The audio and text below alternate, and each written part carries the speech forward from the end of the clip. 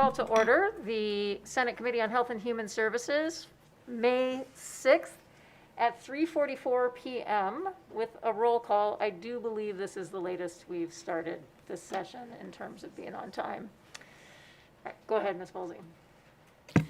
Senator Hardy, Senator Harris, Here. Senator Kiekefer, Here. Senator Spearman, and Chair Reddy. Here, and please do mark Senators Hardy and Spearman present as they arrive.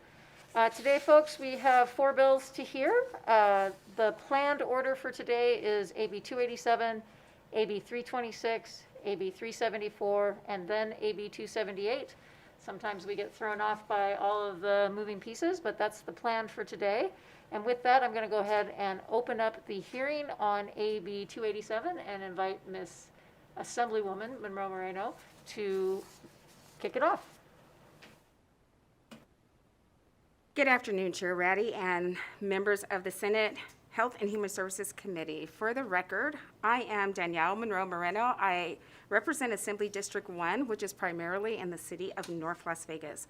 And I am here today to present for your consideration Assembly Bill 287, a measure providing for the licensing and regulating of freestanding birthing centers. Joining me here today virtually is Ms. Tara Raines, who will be my co-presenter. And if I have to jump out and leave for another committee meeting, she is more than capable to take over for me. And we may have others joining us from Serenity Birth Center and Women's Care in Las Vegas. And I believe we have members from DHHS who will be able to answer any questions that you may have as well. During the 80th legislative session, I presented and this body passed AB 169, which established the Maternal Mortality Review Committee. It was important to pass that legislation because maternal mortality was and continues to be rising in the U.S. and as it declines elsewhere. Sadly, we continue to be the only high-resource country whose rates are rising.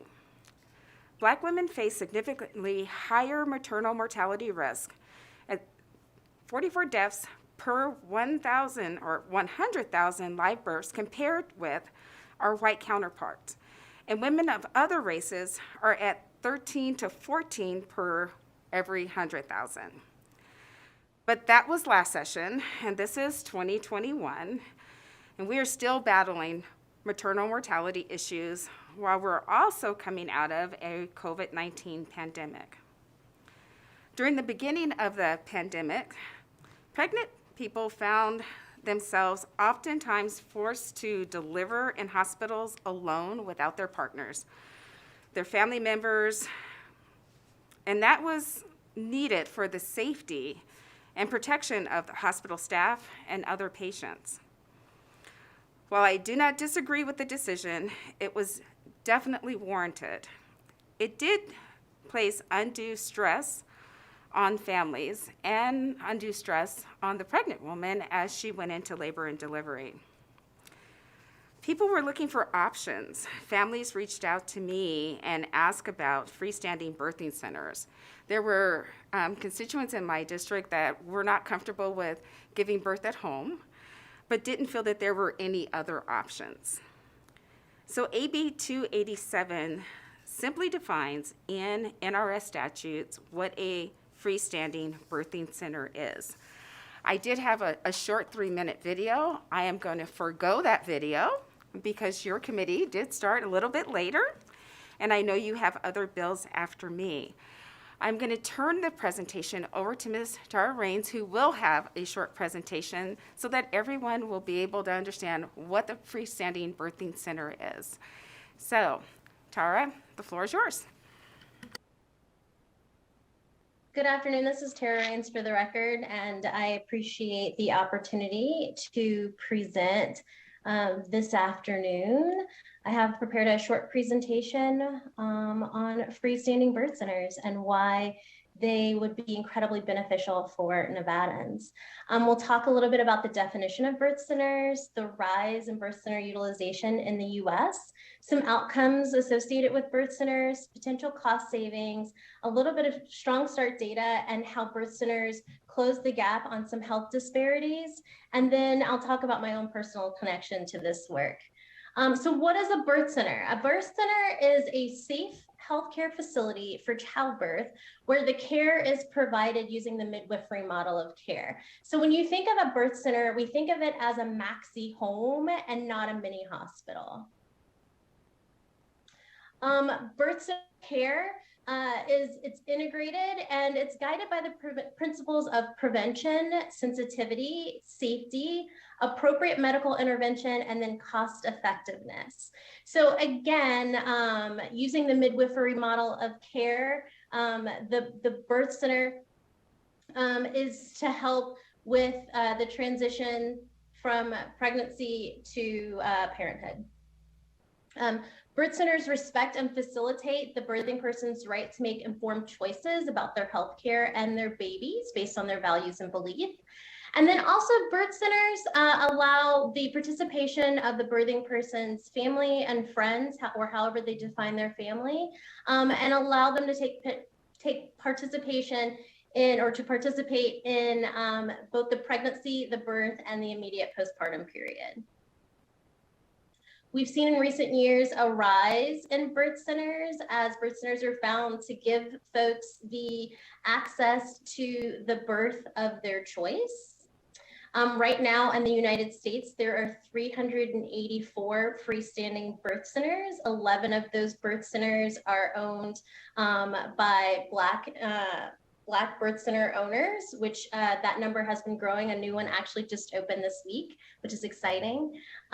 We know that birth centers caught roughly 19,871 births in 2018, and roughly 0.5% of all U.S. births, based on recent data, took place in birth centers.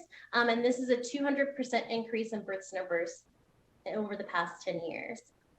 We know that birth centers in the midwifery model of care are associated with lower cesarean rates and improved outcomes after birth, postpartum, cost savings for both the individuals as well as states and Medicaid systems, and increased client satisfaction. Folks who deliver in birth centers tend to leave their births feeling empowered and excited as they enter into the journey of parenthood. Currently, as Assemblywoman Monroe Moreno mentioned earlier, the U.S. currently is ranked worst of all developed countries in regards to birth outcomes. Mothers here have a higher risk of dying in childbirth, despite the U.S. spending more on the childbirth process. We're 55th in maternal mortality, 2 times higher than 37 other nations. We're 33rd in infant mortality, with 5.8 deaths per 1,000 live births. And racial disparities make that exponentially greater. And we know that Medicaid nationally pays for almost half of births. More specifically, around the Black maternal health crisis, according to the CDC, 40 out of every 100,000 African-American birthing persons die during childbirth. That's more than 3 times the rate of their white peers. African-Americans are currently 3 to 4 times more likely to suffer a severe disability after childbirth. And these are hospital births that we're referring to. And so in addition to being what appears to be a safer option for women of color currently, birth centers have also demonstrated that they are a great value. So among states reporting the payer on birth certificates, we know that 42.3% of US births were Medicaid births, and current estimates suggest that in Nevada, that rate is 60 to 70% of births, particularly projected in the coming year, will be covered by Medicaid. And we know that the childbirth process has been dominated by costly and often unnecessary interventions. The current US rate of cesarean births is almost at 32%, which is up 50% since 1996. And the rate of inductions has also surged in recent years. Again, regarding birth center values, a Washington, D.C. Medicaid study estimated a cost savings of roughly $1,100, almost $1,200 per birth. And using birth centers and saved roughly $11.6 million per 10,000 births in the District of Columbia. So what would that mean in Nevada? If we took that number and just looking at Clark County, which had 41,000 birth certificates issued last year, and we estimated that all 60% of the Medicaid births in Clark County were delivered in birth centers, which I know is not likely. But let's say we did, then the potential cost savings to the state would be $28 million. And I fully understand that those numbers are tremendous and exaggerated, but nevertheless, there would be tremendous cost savings to the state if Medicaid births were allowed to be delivered in freestanding birth centers.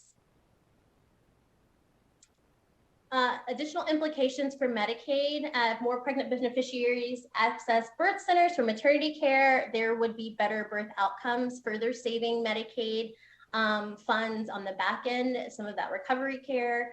It's a high value for folks, even if they would do an open access model, which is where they only receive their prenatal care at the birth center and they actually deliver in the hospitals. The outcomes have been found to be better, particularly because many birth centers use, and I'll talk about this in a minute, a group pregnancy model, which allows folks to develop community during the prenatal period. It encourages breastfeeding and chest feeding and body feeding. It reduces incidence of postpartum depression. We know that Medicaid beneficiaries have expressed being satisfied with birth center care, but however, currently only a small number of Medicaid beneficiaries nationally are able to access this particular model for their births. And we know that state regulations, like the ones we're seeking to change today, can lead to that limitation. So again, stressing that birth centers have been identified in the Strong Start research that looks at prenatal to 3 development as an ideal model for promoting psychosocial support in parents in those early days, particularly because midwifery model of care as delivered in birth centers promotes the integration of family and community in the pregnancy and birthing process. And then also group prenatal care has been found to improve outcomes for birthing persons. So looking at the Strong Start data, which looked at the birth center midwifery model of care versus national data, what we see is that the American Association of Birth Centers Strong Start data does have better outcomes. It reduces the incidence of preterm birth, reduces the incidence of low birth weight births, reduces the incidence of very low birth weight births, which are those critical births, reduce cesarean sections as the primary, and then the total cesarean, meaning for subsequent births, the repeats, was also reduced.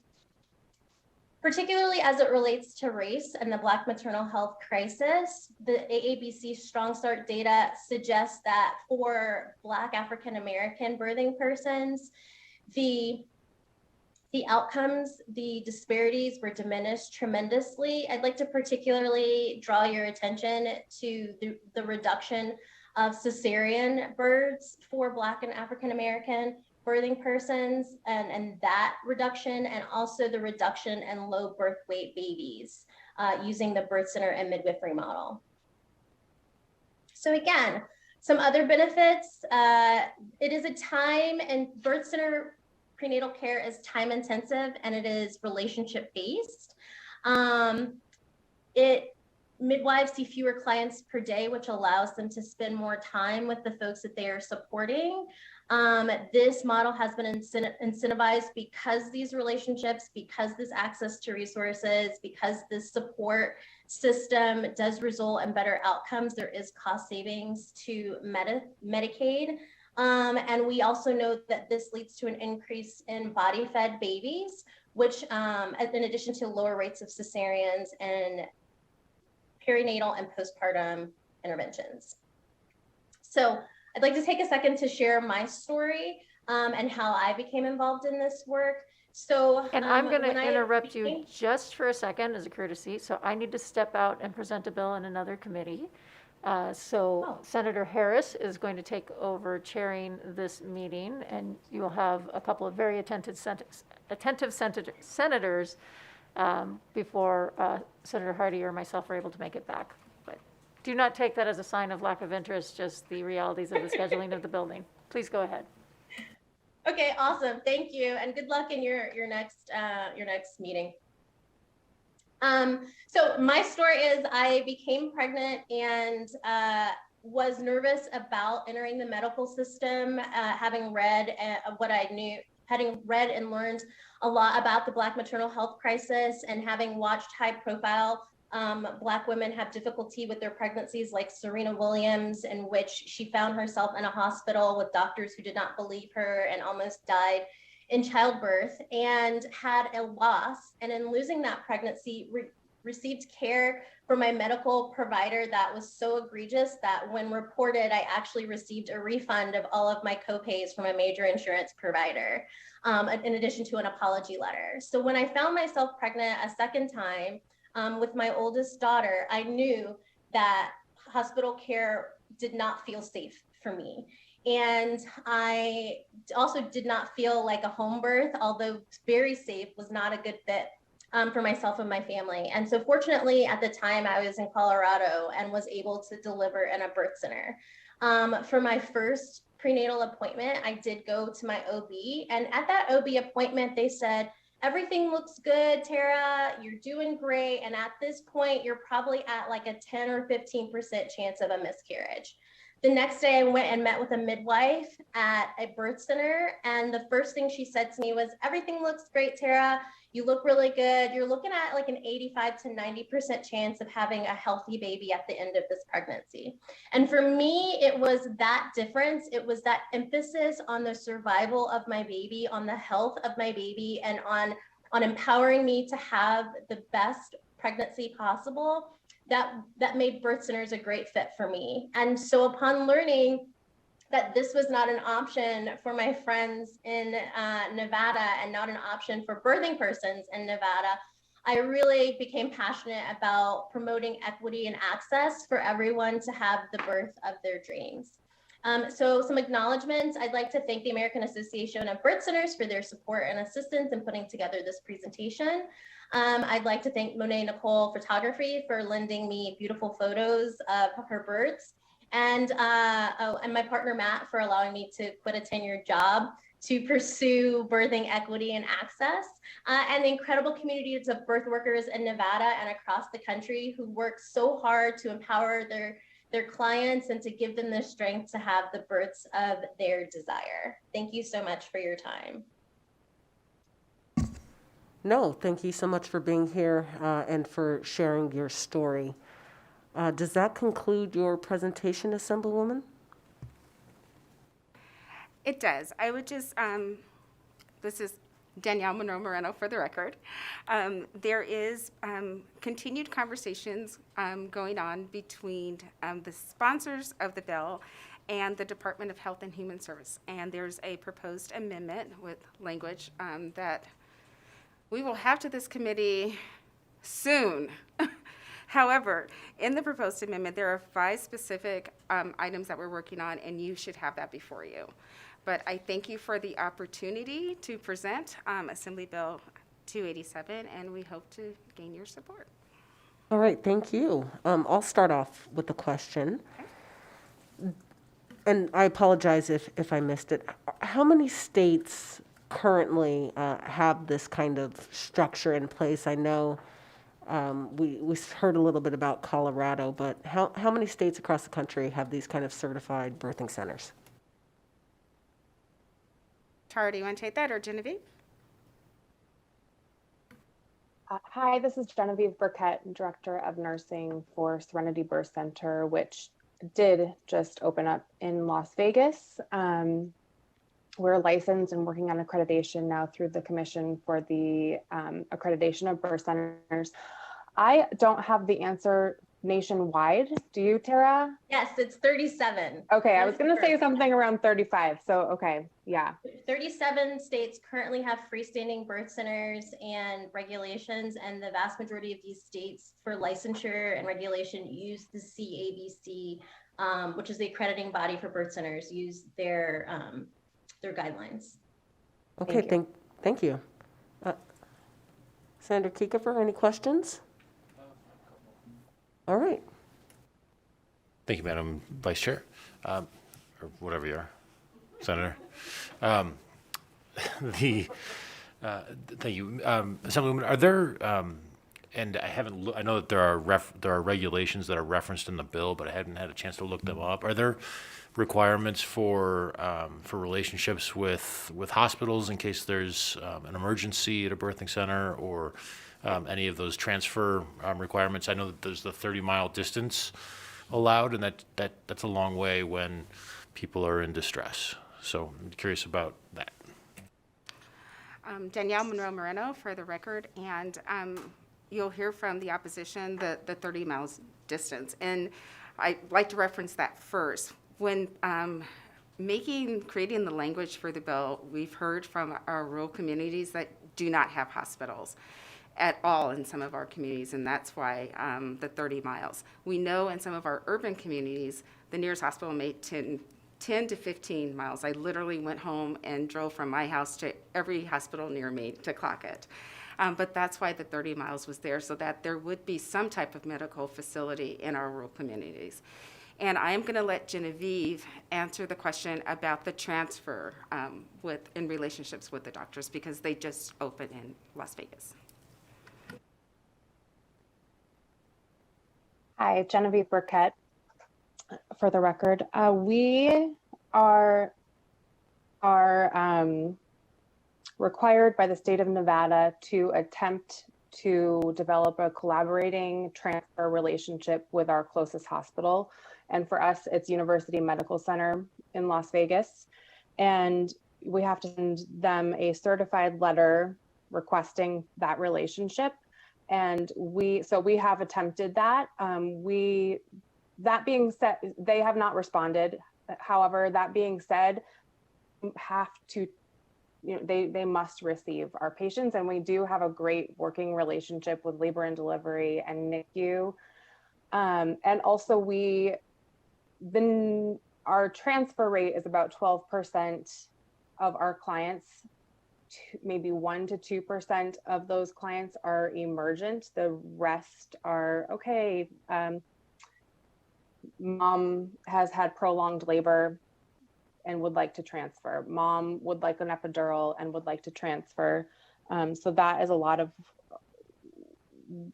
what our transfers look like. And every single step of, every single prenatal visit, admission into the birth center requires a risk assessment that is outlined. We follow state of Nevada recommendations for women who risk out of birth center care, because you must be a low risk. And we have even gone above and beyond that and are in line with the Commission for the Accreditation of Birth Centers, which is our accrediting body, to make sure the women that we're caring for are appropriate for our level of care. I'd like to add to that and say that, as you can imagine, there are folks who are not as excited about this model of empowering and promoting equity for birthing persons as we are. And so for that reason, it was added that it was stated that an attempt must be made to establish a relationship with the hospital, but that not, because it was believed that requiring the relationship would be prohibitive and may prevent folks from being able to open birth centers, right? Because that would then put the birth center owners and operators at the mercy of the hospitals, essentially. The other thing I would like to add to that is that safety is the #1 key component critical part of this work, right? And so like Genevieve said, there are folks who risk out of birth centers long before they get to the end of their pregnancy or toward the end of their term. So so safety being key, and birth centers, that 12% rate, transfer rate, don't think of it as like transfer in the heat of the moment, but think of that as including transfer at like 36 weeks because the blood pressure can't become regulated, or transfer at 32 weeks because some type of anomaly has been discovered in the pregnancy, right? So those transfers occur before labor and delivery as well. Yes, all good points, Tara. Thank you. Yeah, I appreciate that. And so on the data that you that you quoted, and this is new to me, so I appreciate it. I appreciate the indulgence. Is the I mean, let me start over. It seems like the moms who are giving birth in birthing centers they're like super healthy and had a lot of prenatal care, and they're in sort of the best of opportunities to have a really successful and healthy birthing process. So is all the data that you cited comparing apples to apples, and you have the same success rate, or those success rates that you cite, is that compared to the broader population of births, or to people who meet the same criteria of people who would be able to give birth in a birthing center? Yeah, I think that's an excellent question. And so part of what makes these birthing people healthy and ready for successful births is the prenatal care that they get in the birth center. And so I remember my first visit included a nutrition class. And so there's conversation about what I should be eating to keep my baby healthy, and where there are resources to find these healthy things. And it's really spending, I guess it was about a 90-minute nutrition class as part of my first visit. And so it becomes apples to apples simply in that the model of care looks different in a hospital. So as much as, so it is looking at a general population of folks who went through birth centers, knowing that everyone doesn't start at a birth center, I don't know, working out and being healthy and eating right. Just like everyone who starts out at a hospital pregnant doesn't start off working out and eating healthy and, I don't know, doing all the things. Is that helpful Yeah, I appreciate it. Thank you very much. This is Danielle And also- Monroe. Before you go, Genevieve, I just want to add one thing. My oldest daughter had her firstborn with the service of a midwife, which I thought she was nuts. It was during my first session, and she was going to do a home birth in a pool, and I really thought my daughter, I'm like, where did I go wrong?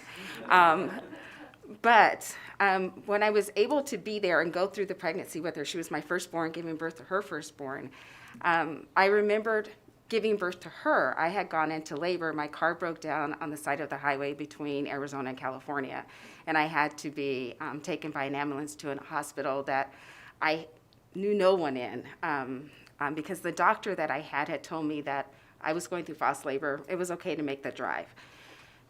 I almost died giving birth to her because the medical professional that was in charge at that hospital didn't believe the situation that I was going through. My first birth, I didn't know what could go wrong, but I literally almost died after giving birth to her. She knew about that, and she decided to do something different. Her care with her midwife, she had more visits with that midwife than I ever had with my doctors in any of my pregnancies. She was a little overweight at the beginning, and her midwife let her know, you're going to gain a lot more weight, so let me help you be healthy and healthy eating and exercise. But the day that my granddaughter was born, that night, we had the midwife. There was an RN in training to be a midwife. She had a midwife assistant and her best friend who was there to photograph the whole thing. It was the most relaxing birth I'd ever been a part of. And it was that way because they embraced the entire family and they had spent time to get to know her. That oftentimes our doctors, and they're wonderful, I have a wonderful OBGYN, but their office is so busy, they don't have that extra time. But what the midwife also made her do, she said, I'm great, but things can go wrong. And she insisted that she pre-register at the hospital and build that relationship with the doctor at the hospital. So if something were to go wrong, they would have that easy transfer. So she had the backup plan, but she had that option, and our mamas don't have that option largely in the state of Nevada. So just wanted to add that. Okay, I don't see any additional questions or additional members. And so I'll open it up to testimony. Is there anyone in the room who'd like to testify in support? Okay, I don't see any. Is there anybody on the Zoom who'd like to testify in support? Also not seeing anyone. So we'll go ahead and BPS, if you could open up the line and see if anybody would like to testify in support of this bill. Thank you. Callers, if you would like to testify in support of Assembly Bill 287, please press star 9 now to enter the queue.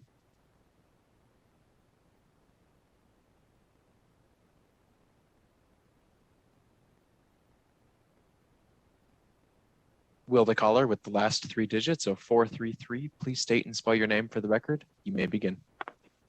Hello, Chair Ratty and Vice Chair Harris and committee members. My name is Amber Falco. That is spelled AMBER FALGOUT. I am the Northern Nevada Manager for Battleborn Progress. I'm calling today because we are in full support of Assembly Bill 287. This bill prioritizes women and their options for giving birth in Nevada. As a mother, I can fully recognize the importance of choosing the birthing plan that is right for you and your family. There are much better outcomes for newborns and for mothers when moms are given a choice in how to set up the birthing plan that works best for them. AB 287 will help make birthing centers a more viable option for mothers and their babies. We urge the committee to support this bill. Thank you for your time.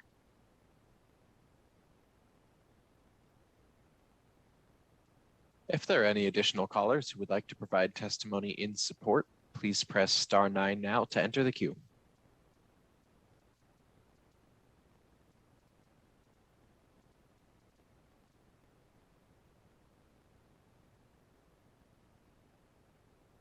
At this time, there are no more callers who would like to provide testimony in support of the bill. Thank you.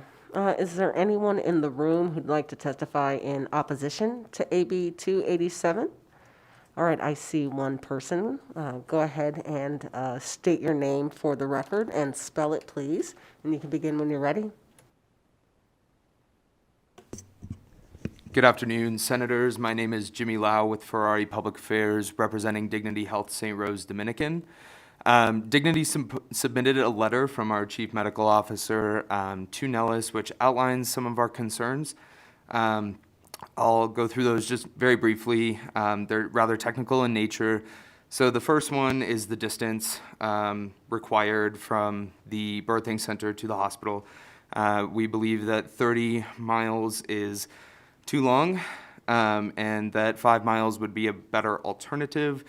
Our second concern is the lack of a qualified provider for higher level interventions that may be necessary in a birth. So someone that may be able to intubate an infant, that's generally a very hard task to do. So someone with the qualifications and technical skills to do that at the birthing center. And then the third concern is the relationship with the hospital. So we believe that the birthing center should have a bona fide relationship with the hospital for transfers that need to occur. So like I said, we have a letter on Nellis that further outlines those concerns, and thank you for your time. Is there anyone else in the room who'd like to testify in opposition to AB 287? All right, not seeing any. Anybody on the Zoom? Not seeing anyone as well. BPS, if you could poll the line. Callers, if you would like to testify in opposition to Assembly Bill 287, please press star 9 now to enter the queue.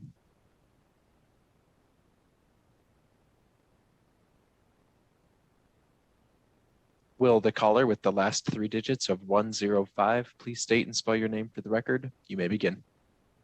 Good evening. This is Lynn Chapman, State Vice President of Nevada Families for Freedom, LYNNCHAPMAN. We oppose the portion of AB 287 that eliminates the words mother and father from birth certificates and other legal documents. Kimberly Ells, author and policy advisor for Family Watch International, wrote an article about erasing motherhood. In the article, she pointed out that our Congressional House just moved to erase language that expresses familial relationships. The socialist feminist ideology articulated by Shulamith Firestone in the 1970s said, quote, "It has become necessary to free humanity from the tyranny of its biology," unquote, and, quote, "eliminate the sex distinction itself so that genital differences between human beings would no longer matter culturally," unquote. Ells goes on to say, quote, "If there are not two specific perceivable sexes that can be definitively recognized by law, then it becomes difficult to define or defend mothers and fathers along with their parental rights in legal terms. Therefore, the belonging of children to their parents is increasingly thrown into question, and the family stands on trembling legal legs," unquote. By putting on birth certificate person who gives birth and the other person, this bill insults mothers and fathers everywhere by eliminating their standing, legal and otherwise, and it denigrates their very important and time-honored roles. Please amend out this part of the bill. Thank you.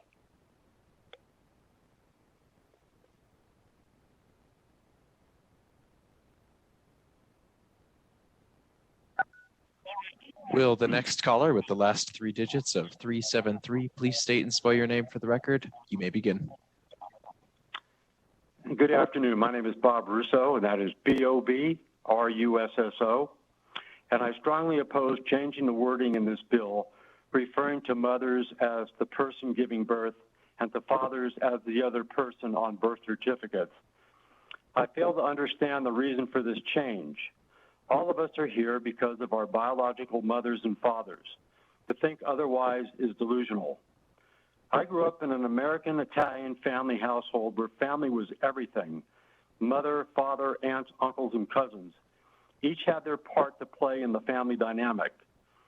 What I see happening here, as reflected in the language adopted in this bill, is another step toward undermining the family, another attempt to minimize the family unit, which is the basis and foundation upon which a civil society exists. Look at what is happening in many parts of our country where fathers are absent from the lives of young adolescents.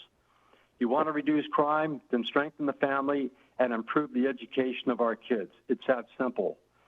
Personally, the thought of referring to my dad as the other person is nauseating, even if just on a birth certificate. And to my mother, who will be 97 years old later this month, as the person giving birth. Distasteful. Where are people's rights to be called mothers and fathers on the record and to be proud of that fact? So please drop the portions of this bill that eliminate references to mother and father. Thank you very much.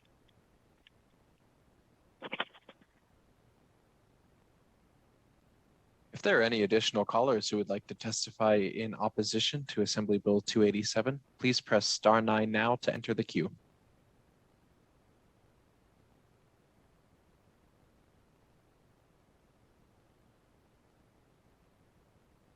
At this time, there are no other callers who would like to provide testimony in opposition to the bill. All right, thank you. Is there anyone who'd like to testify here in person in neutral? Okay, seeing none. Anyone on the Zoom? I don't think so. Okay, BPS, is there anyone on the phone line who'd like to testify in the neutral position on AB 287? Callers, if you would like to provide neutral testimony on AB 287, please press star 9 now to enter the queue.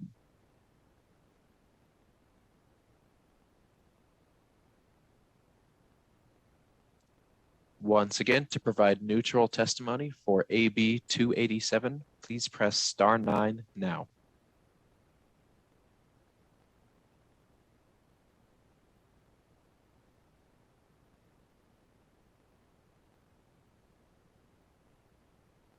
Senator Harris, at this time, no callers have indicated that they would like to provide neutral testimony. Okay, that'll go, and we'll go ahead and close out testimony on AB 287. I'll kick it back to you, Assemblywoman, if you'd like to make any closing comments. Thank you, Senator Harris. Assemblywoman Danielle Monroe Moreno, for the record, just in response to some of the opposition. For Dignity Health, I appreciate the comments, but as I said, I went home, drove from my house to the hospitals near me. There is not a hospital within 5 miles of my urban home. So if they'd like to discuss any other mileage, 5 miles is unreasonable. As far as having someone to handle high-level pregnancy issues, pregnant people cannot utilize a birthing center if they are a high-level birth. Only those low-level uncomplicated pregnancies, and as you heard during the testimony, they monitor the pregnancies throughout. And if they see any reason why a mom would be in a better place to have her baby in the hospital, they make those transfers early.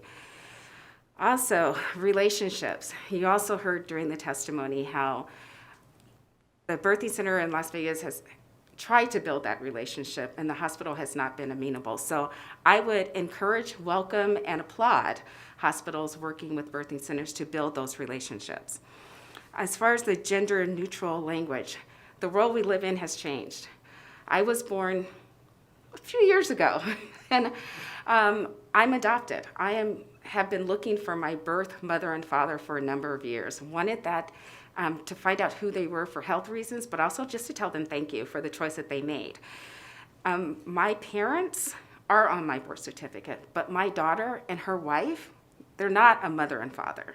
So the world we live in has changed. That's why the gender-neutral language is in the bill. And when the hospitals or others make comments that there are better outcomes with births in hospitals, while I appreciate their opinions, the data doesn't show us that. So I hope I earn your support for Assembly Bill 287. And with that. All right, thank you. We'll go ahead and close out the hearing then on AB 287 and open. Senator. Oh, no, thank you for being with us. Have a great day. We'll open the There's hearing. a point of clarification. Oh, go ahead. If you'd like, go ahead. Sure. Yes, I'm so sorry, Senator Harris, for interrupting. This is Tara Raines for the record. I wanted to offer a point of clarification. In the opposition, they stated that infant intubation cannot happen at birth centers. However, midwives are trained in infant intubation, and Ms. Burkett can speak more to that. That was not accurate information. I just felt it was important for you all to have the most accurate information as you're making this very, very important decision. Okay, we'll make sure that's on the record. And with that, I will now close the hearing on AB 287, open the hearing on AB 326, and welcome our colleague, Assemblyman Roberts, to the table. Welcome, Assemblyman. Go ahead and begin when you're ready. Thank you, Madam Vice Chair. It's a pleasure to be here. For the record, I'm Assemblyman Tom Roberts from Assembly District 13. I am here today to present you a bill, Assembly Bill 326, which revises the provisions governing cannabis.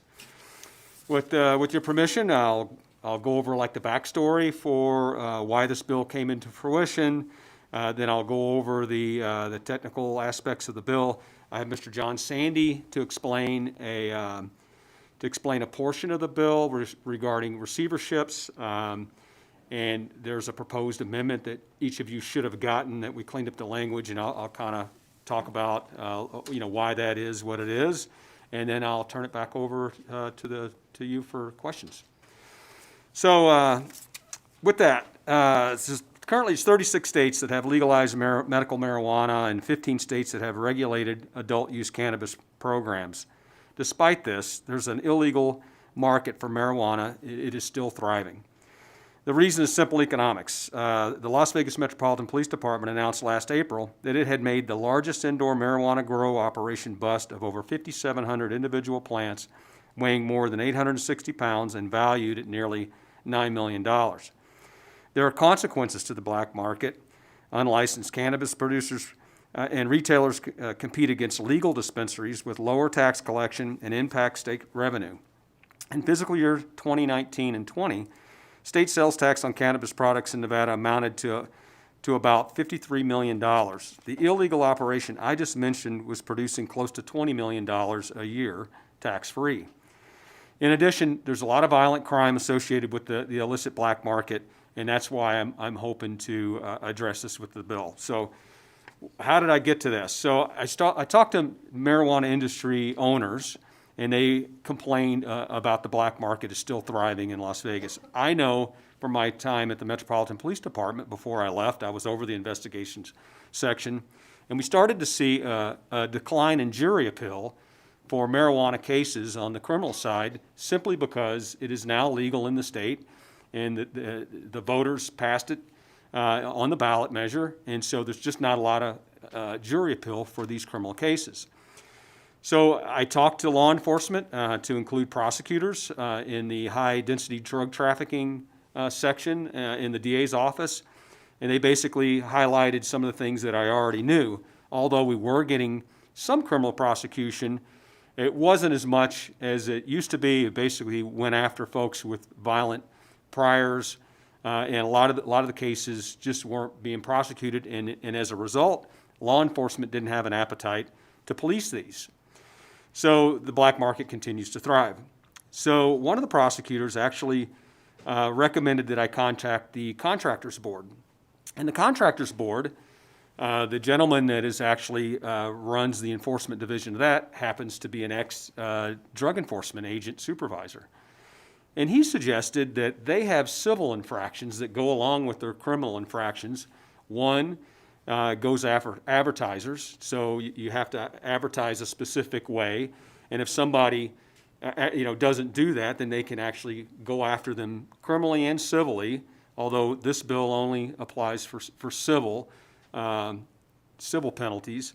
And in addition, if you conduct a sale, for the Contractors Board, it's actually if you conduct contracting business without a license, they have the ability to fine you.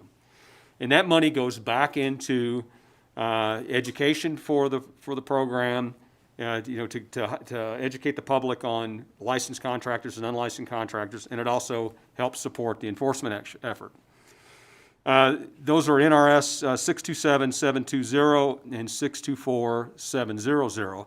So I took those two statutes and went to LCB and drafted a bill, what you see today, basically trying to mirror that, to provide two civil infractions that would give law enforcement, code enforcement, folks like that are trying to police or regulate the unregulated market, give them a tool other than criminal prosecution to go after people operating a business without a license and or advertising. And so what you see before me, I'll go over the technical aspects of the bill.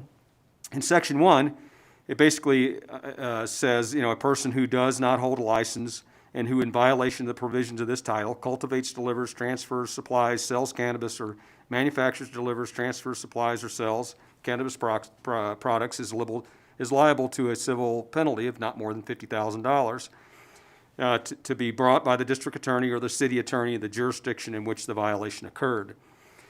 It basically says that money will be deposited into the city account, the district attorney of that county will respectively, and it will manage those violations.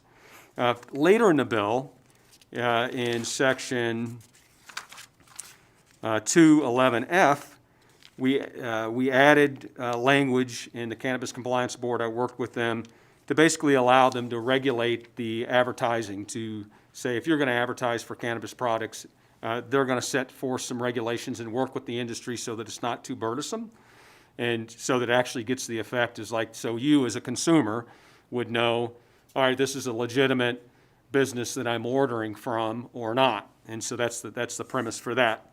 Now I will tell you in Section 1.5, we did leave out the word advertise, so I will be seeking an amendment for that. I just caught that. It did not make it off the floor without the word advertise on that, so I will have to make a change to add that so that it actually helps on the advertising aspect. But with that, I'll tell you why we added the receivership language is working with Chair Yeager on the other side. We had some folks that needed some cleanup language for receivership for these businesses. So we amended the bill on the floor. We actually didn't get everything we needed into it, which is why we have a proposed amendment today. And Mr. Sandy, who is an attorney, and I am not, will go over the aspects of that bill and help me answer any questions to it. And with that, I'll turn it over to Mr. Sandy. Thank you for that, Madam Vice Chair. I like that. I'll go with it. For the record, John Sandy IV with Argentum Partners here today on behalf of United AMS. United AMS is actually the first court-appointed receiver to operate in the cannabis industry. There might have been one before us, I believe in Washington, but we were pretty close. And the reason why receiverships are important, or why we feel that this is an important area of the law to address in our statutes, is typically in most industries, when a business falls on hard times or creditors feel that a business is not being run as it should, we have bankruptcy that is there to protect both the business and the creditors. In our instance, in this case, the business did file for bankruptcy protection, and it was rejected because under federal law, cannabis is an illegal substance, Schedule 1, and that the bankruptcy law or the bankruptcy court felt that the federal protections for those businesses did not apply to those types of businesses, and so the case got pushed to the state court, which granted a receivership. But we realized that there weren't laws that really addressed that. And so in working with the AG's office and working with the CCB, we put together some language that gives the CCB the authority to establish qualifications for receiverships, the minimum qualifications that you would expect a receiver to have that would step in to try and fix the situation as a bankruptcy trustee might do. The amendment really is to give flexibility to the CCB. And you notice in the original bill, or the original amendment, excuse me, my mask is, it says that they shall put those, shall adopt regulations that establish those sections that are put in the bill. This says that they may do that and gives them some discretion, which is what they felt would be the best. So we are comfortable with that. We support the concept, and we hope that you feel that that's a good amendment to have. With that, Madam Vice Chair, I'll turn that back over to you for questions. All right. Are there any questions from committee members? Senator Kiefer. Thank you, Senator.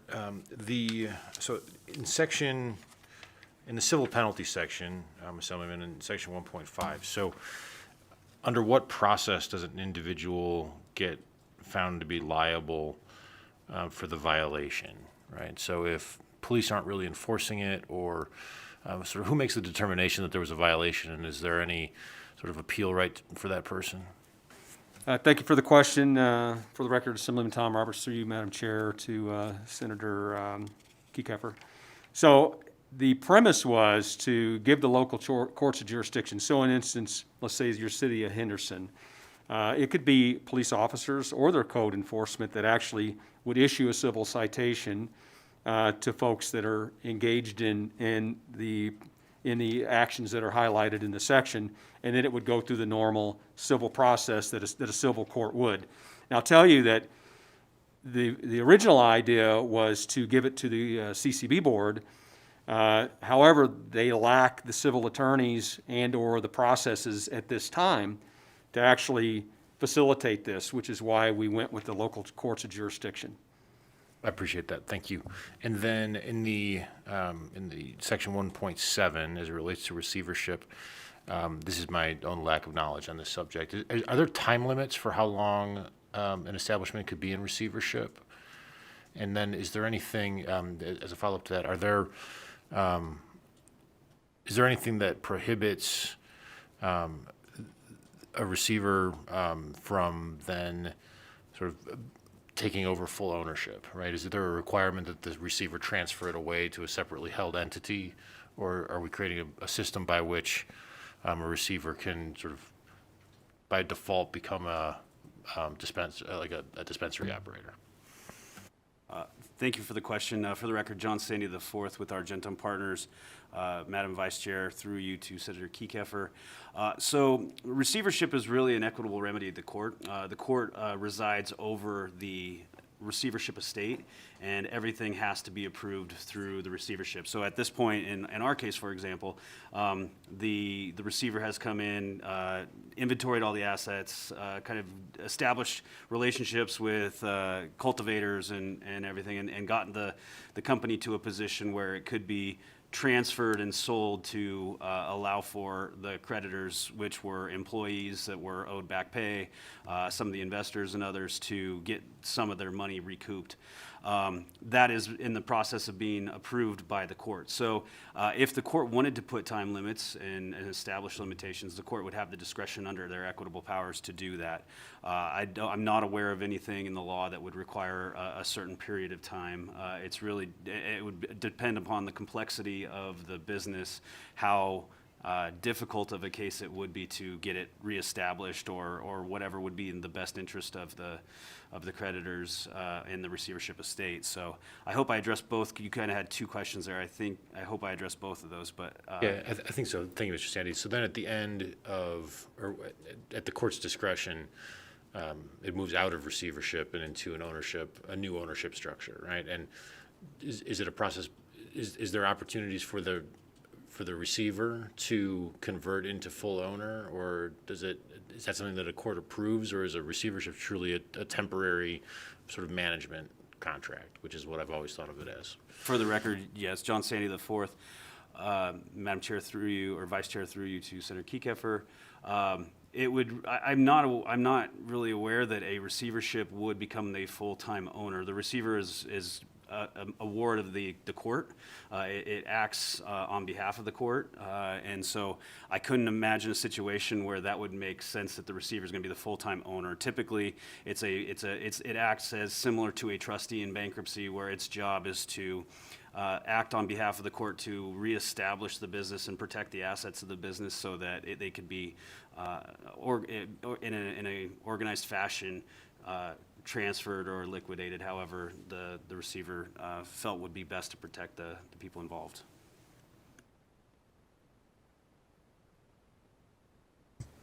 Senator Hardy. Thank you, Madam Vice Chair. Same kind of thing, we have licenses and permits for the establishments. So does the receiver help or run the business so that it doesn't go down in its value while it's waiting for somebody to take over? Madam Vice Chair, for the record, John Sandy IV, through you to Senator Hardy. That, in most cases, that is how it would work. And so for our example, in the language here, we're going to create a new agent card that would be a receivership designation. In our example, the receiver had to obtain its own registered agent card, so that and have the background checks that the CCB required of him to be able to step in and operate that business. But yes, that was his charge from the court, was get this business reestablished and try and protect the assets to the extent possible. And I'm happy to report that in our instance, I believe it worked well for everybody, and that a lot of the value of the estate was able to be saved, and a lot of the creditors were able to get some of their money back. So is there a time limit? I mean, if I was a receiver, I would like to be in charge of the operation and keep the profits, or is that? Yeah, so, excuse me, for the record, John Sandy IV, Madam Vice Chair, to you, through you to... You can go directly. Thank you. Senator Hardy, so again, the court is really, in a lot of respects, running the show on that. So the receiver doesn't actually get to keep profits. The receiver is taking those profits and putting them back into the business to try and generate it. The receiver is able to charge a fee.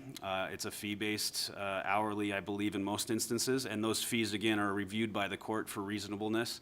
And all the creditors have an opportunity to file protests for that if they felt that they were unreasonable for any reason, and then the judge would be the person that would ultimately have to sign off on whether those were reasonable fees or not. But as far as the profits go, the receiver doesn't get to keep any of those. Thank you. And all of this is done by cash. John Sandy, for the record, in this state, yes, marijuana is still a pretty cash-heavy business. Cash heavy or cash completely? In most instances, to my knowledge, it's cash completely. I do know there are some financial institutions that do accept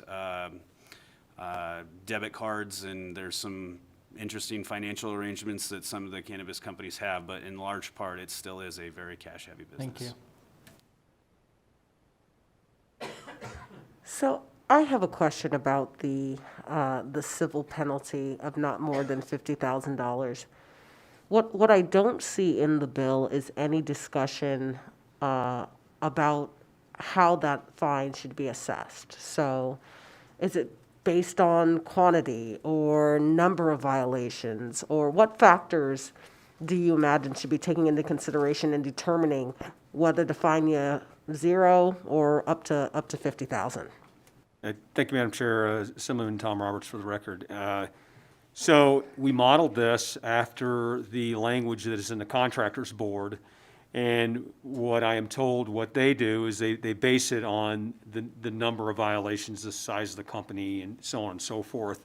And that those are all factors that are taken into account by the hearing master or the hearing officer or judge, whichever venue you are in. And in that statute as well, it's silent and basically leaves discretion to those folks presiding over those hearings. And in the contracting board example, it's the contracting board that issues the fine, right? Whereas here we've got the district attorney or city attorney issuing the fine. Is that right? Correct. For the record, Assemblyman Tom Roberts. Yeah, you would be correct. It would be a code enforcement and or a business licensing entity, whoever manages those businesses in those districts in concert with either the city attorney or the district attorney. Okay, thank you. Any additional questions? Seeing none, we'll turn it over to testimony. Is there anyone in the room who'd like to testify in support of AB 326? Don't rush too quickly. Okay, not seeing anyone. Is there anyone on the Zoom who'd like to testify in support of AB 326? Don't see anyone there either. BPS, would you see if there's anyone on the phone line who'd like to testify in support? Callers, if you would like to provide testimony in support of AB 326, please press *9 now to enter the queue.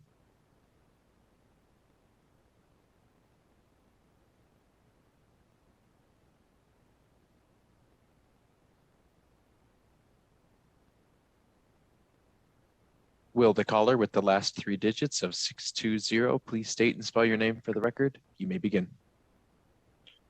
Thank you, Senator Harris and members of the committee. For the record, Mike Cathcart, C-A-T-H-C-A-R-T, representing the city of Henderson.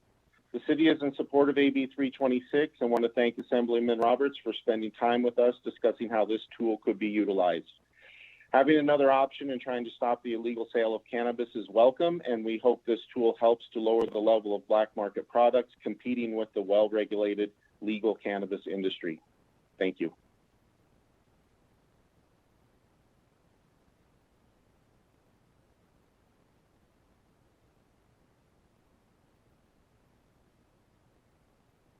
Will the next caller with the last 3 digits of 500 please state and spell your name for the record? You may begin.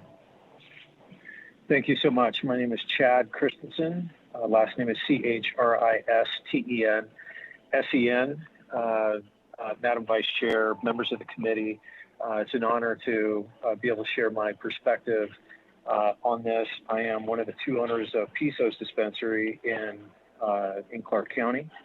and I really appreciate Assemblyman Roberts and the others who have been working on this legislation, because it's important for a number of reasons. I wanted to focus on two, and I want to make sure I'm not repetitive to what has already been addressed. I think this perspective is important. The state of California, which has a lot of parallels to what we're seeing in Nevada, has had up to 70%, that's 70% of the market of the cannabis consumed is illegal.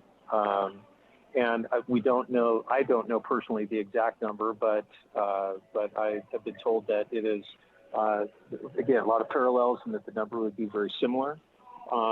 If we consider the fact that the cannabis market is, or at least came close to being the second largest taxpayer in the state of Nevada, that raises the 2 points that I wanted to, or brings a concern on 2 points that I wanted to address. Number one is public health, and number two is revenue to the state. On the public health perspective, black market or illegal cannabis is not tested. And that the body that I'm addressing now, the legislature, made sure that the state of Nevada has the most robust testing system to protect patients and consumers, visitors to our state. Anything happens if someone assumes that they're buying legal product and it's not, and it is detrimental to their health, then that becomes significant bad press nationally, because we are the state of Nevada, or the city of Las Vegas. Protecting the health of our community is top priority. Number two, making sure that revenue goes to the state, to schools, to the programs you all are working so hard to fund. Imagine if we cut the illegal number in half in our state, down to, say, 35%. That would be a significant amount that would go to the state. And again, this bill is a significant push in that right direction, and that's why I wanted to call in with my support.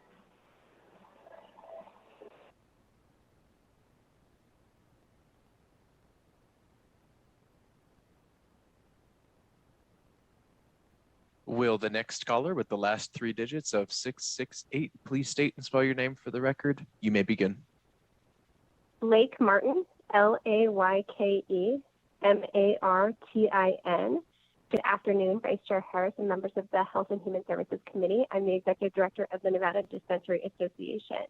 We want to thank Assemblyman Roberts for seeking to provide additional tools to combat the illicit market, particularly organized crime.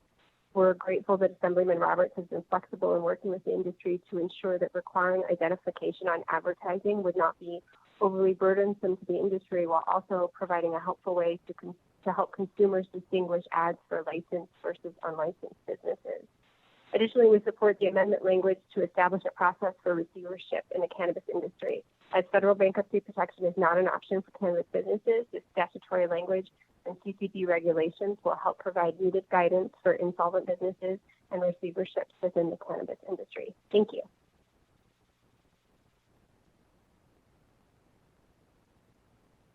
If there are any additional callers who would like to provide support for AB 326, please press *9 now to enter the queue.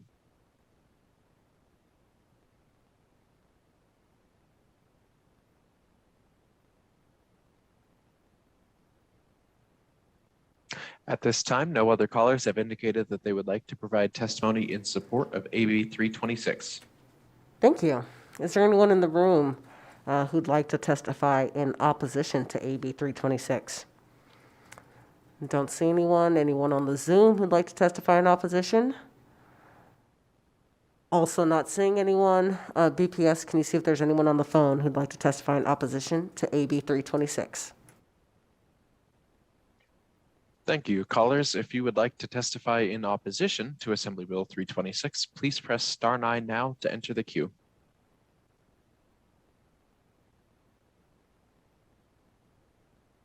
Once again, if you would like to provide testimony in opposition to AB 326, please press *9 now.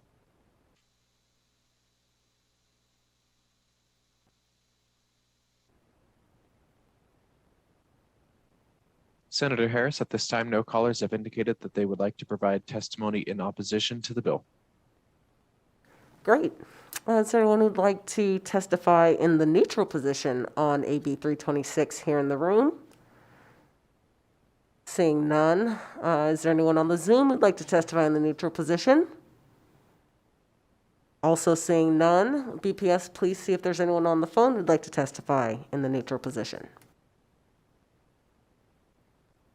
Callers, if you would like to provide neutral testimony for AB 326, please press star 9 now to enter the queue.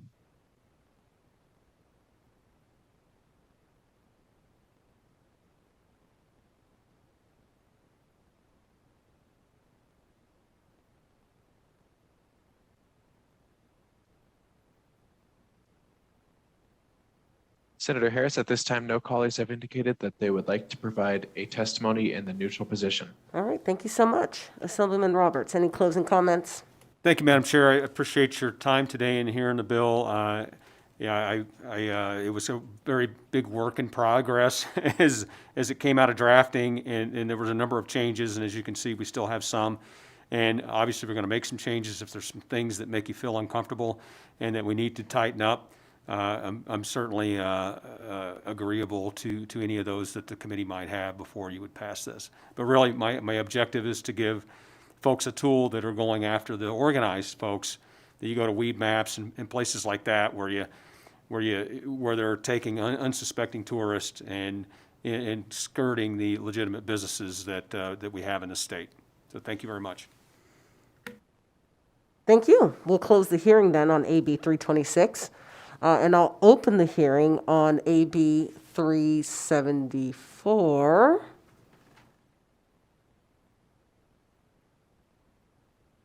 Welcome, Assemblywoman Tolles.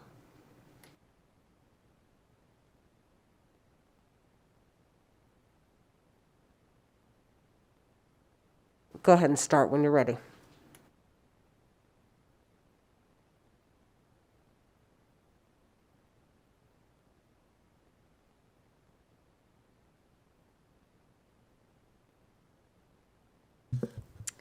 Thank you, Vice Chair, I believe, and thank you, members of this esteemed Health and Human Services Committee. This is my first time presenting a bill before Senate Health and Human Services, and it's quite a pleasure. For the record, my name is Assemblywoman Jill Tolles. I represent Assembly District 25, and I'd just like to start off by saying that, Dave, this is for you.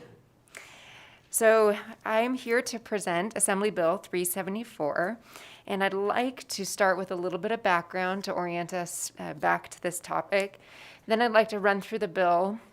And then I have Dr. Stephanie Woodard from the Department of Health and Human Services, as well as Second Assistant Deputy Attorney General Christine Brady, to also add parts to this presentation and answer technical questions.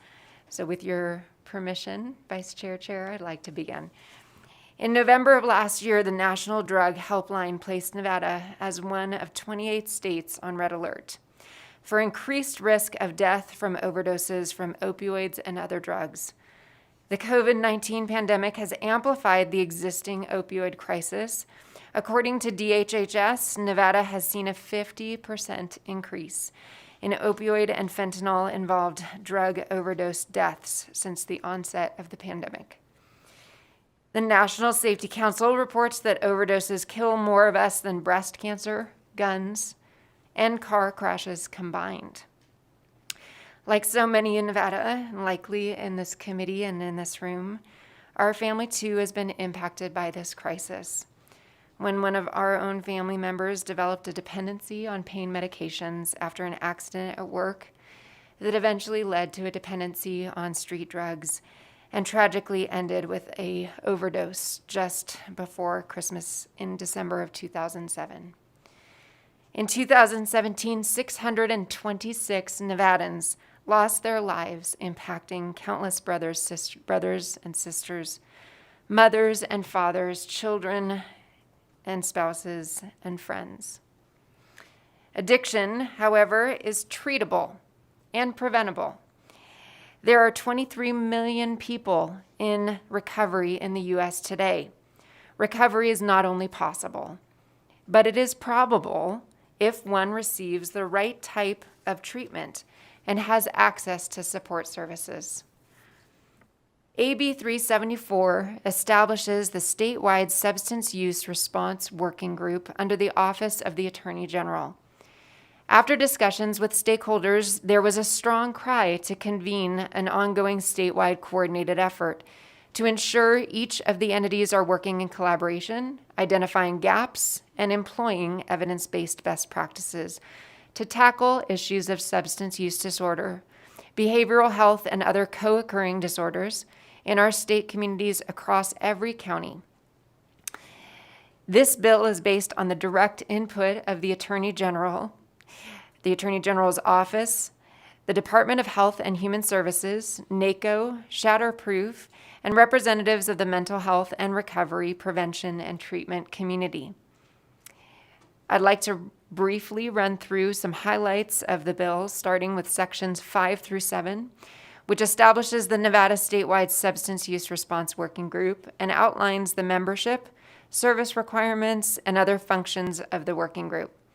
Section 6, subsection 2 outlines the membership of the group, including the Attorney General or appointee, the Director of Department of Health and Human Services or appointee, representatives of local governments from Washoe, Clark, and rural county representation, law enforcement, healthcare, recovery, treatment, and prevention communities, and legislators. And I'd like to stop for a moment and add that it is my intention to add an amendment to this bill that would also include representation from a hospital, considering that they are often on the front line, particularly in the emergency rooms, as well as K through 12 representation per the request of the Clark County Education Association.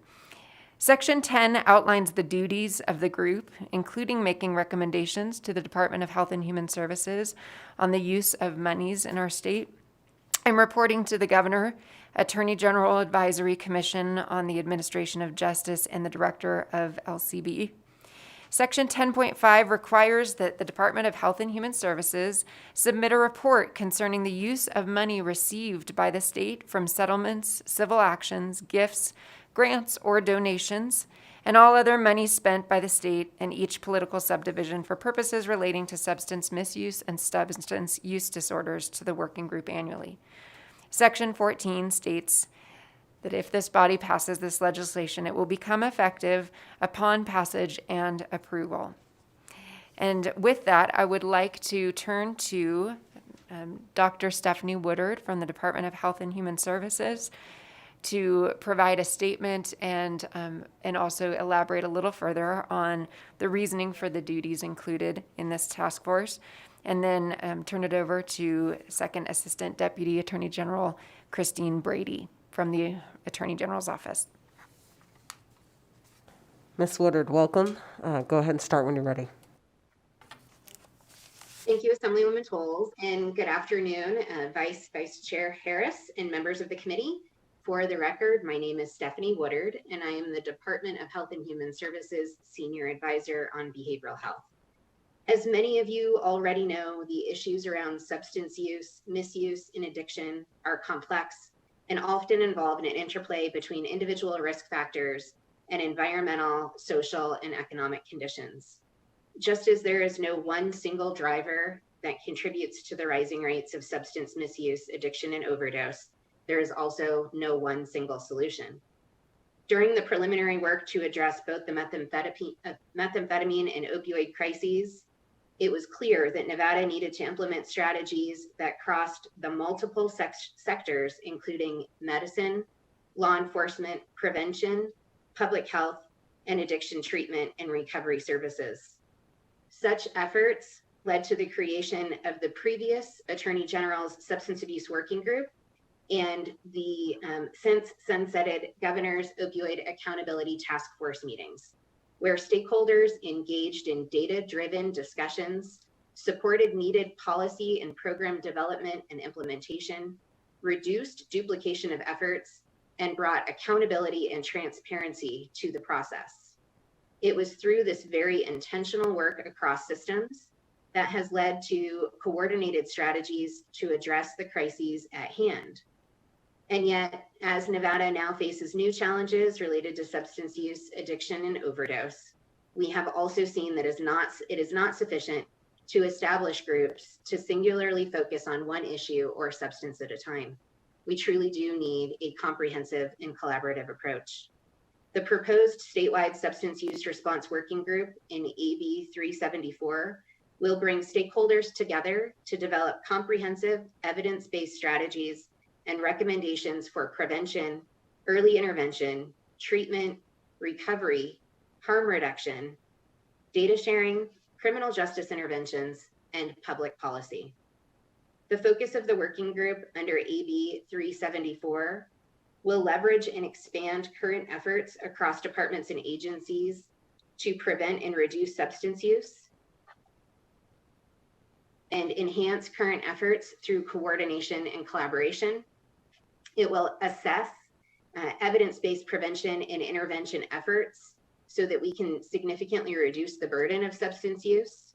And the recommendations will include from this group primary, secondary, and tertiary prevention, access to harm reduction intervention services, and overdose prevention strategies.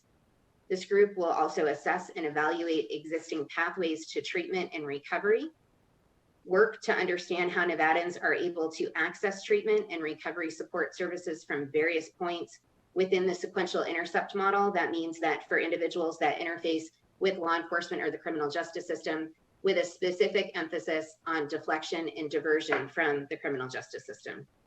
It will also work to improve and expand evidence-based or evidence-informed practices, procedures, and strategies for the treatment and support for individuals who are in recovery, as well as specific recommendations for special populations.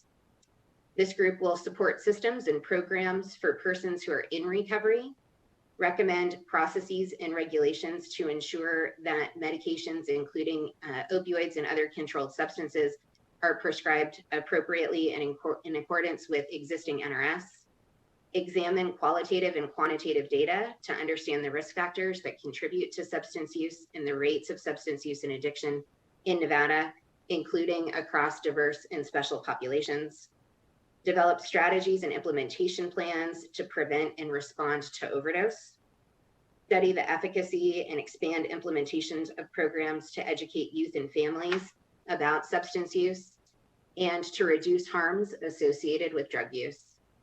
It will improve coordination between local, state, and federal law enforcement agencies and public health entities to enhance the communication of timely and relevant information and data. It will also evaluate current systems for sharing information between departments and agencies for the trafficking and distribution of licit and illicit substances, study the effect of substance abuse on the criminal justice system, study the methods and resources to prevent the manufacture, trafficking, and sale of substances, and study the effectiveness of criminal and civil penalties, and ultimately evaluate the impact of substance use disorders on the economy. There are a number of reports that this group will generate, as well as recommendations, and it will also work to study and evaluate and provide recommendations towards the opioid settlement litigation funding that the state will be receiving through the Attorney General's office in its litigation efforts on the state's behalf. I can say that in the absence of these formal convening groups over the last couple of years, we have worked diligently to bring partners together and invested stakeholders to have these conversations and to really continue to use the momentum that was developed in these previous working groups. But it has just proven a challenge. So we believe that having a formal convening group to bring all of the necessary individuals together to do all of this very important work will help Nevada continue to make the necessary progress in addressing substance use in our state. And with that, I will turn it back over to Assemblywoman Tolles.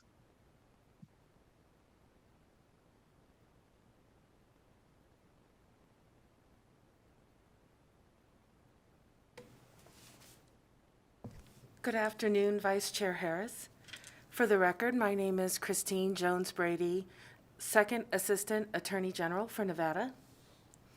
The Attorney General's office is proud to support this bill, and we are thankful to Assemblywoman Tolles for this bipartisan bill because drug abuse and addiction knows no boundaries or party. Who hasn't been personally impacted by problematic substance use or addiction?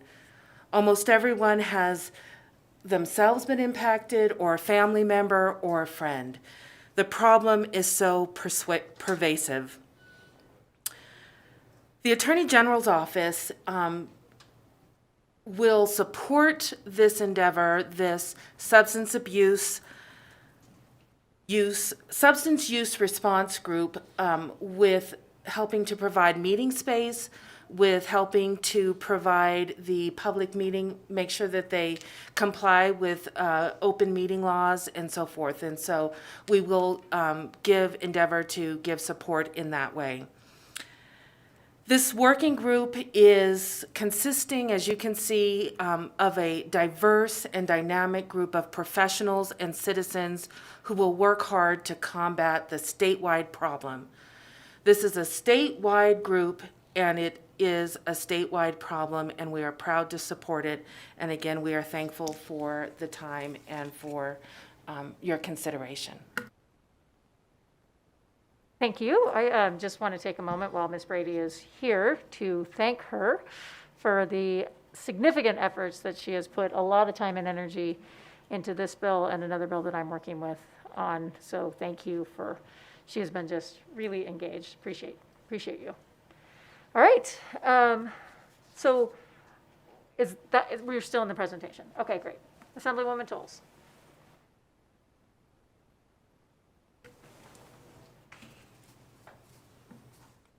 Thank you, Chair, and it's good to see you. That actually concludes our presentation portion. I will state that we have Courtney Hunter from Shatterproof, which is a national nonprofit dedicated to addiction recovery. And then we are also joined by our Miss Las Vegas, Kelsey Matthews, who is here to also provide support and testimony. But I will defer to the chair and this committee if you'd like to hear from them first and then open up for questions, or if you'd like to go straight to questions now. Thank you, Assemblywoman. Since I missed the first part, would you mind repeating it? Just kidding. I think that we'll go to the committee for questions. Anybody have questions? Pretty straightforward. I just want to make sure that we covered the amendment. Yes, I did mention in my presentation that it is my intention to add K through 12 and hospital representation to this committee as well. Great, thank you. All right, then with that, we'll close the hearing. We will close the presentation and open public testimony on AB 374. Is there anybody in the room who would like to testify in support of AB 374?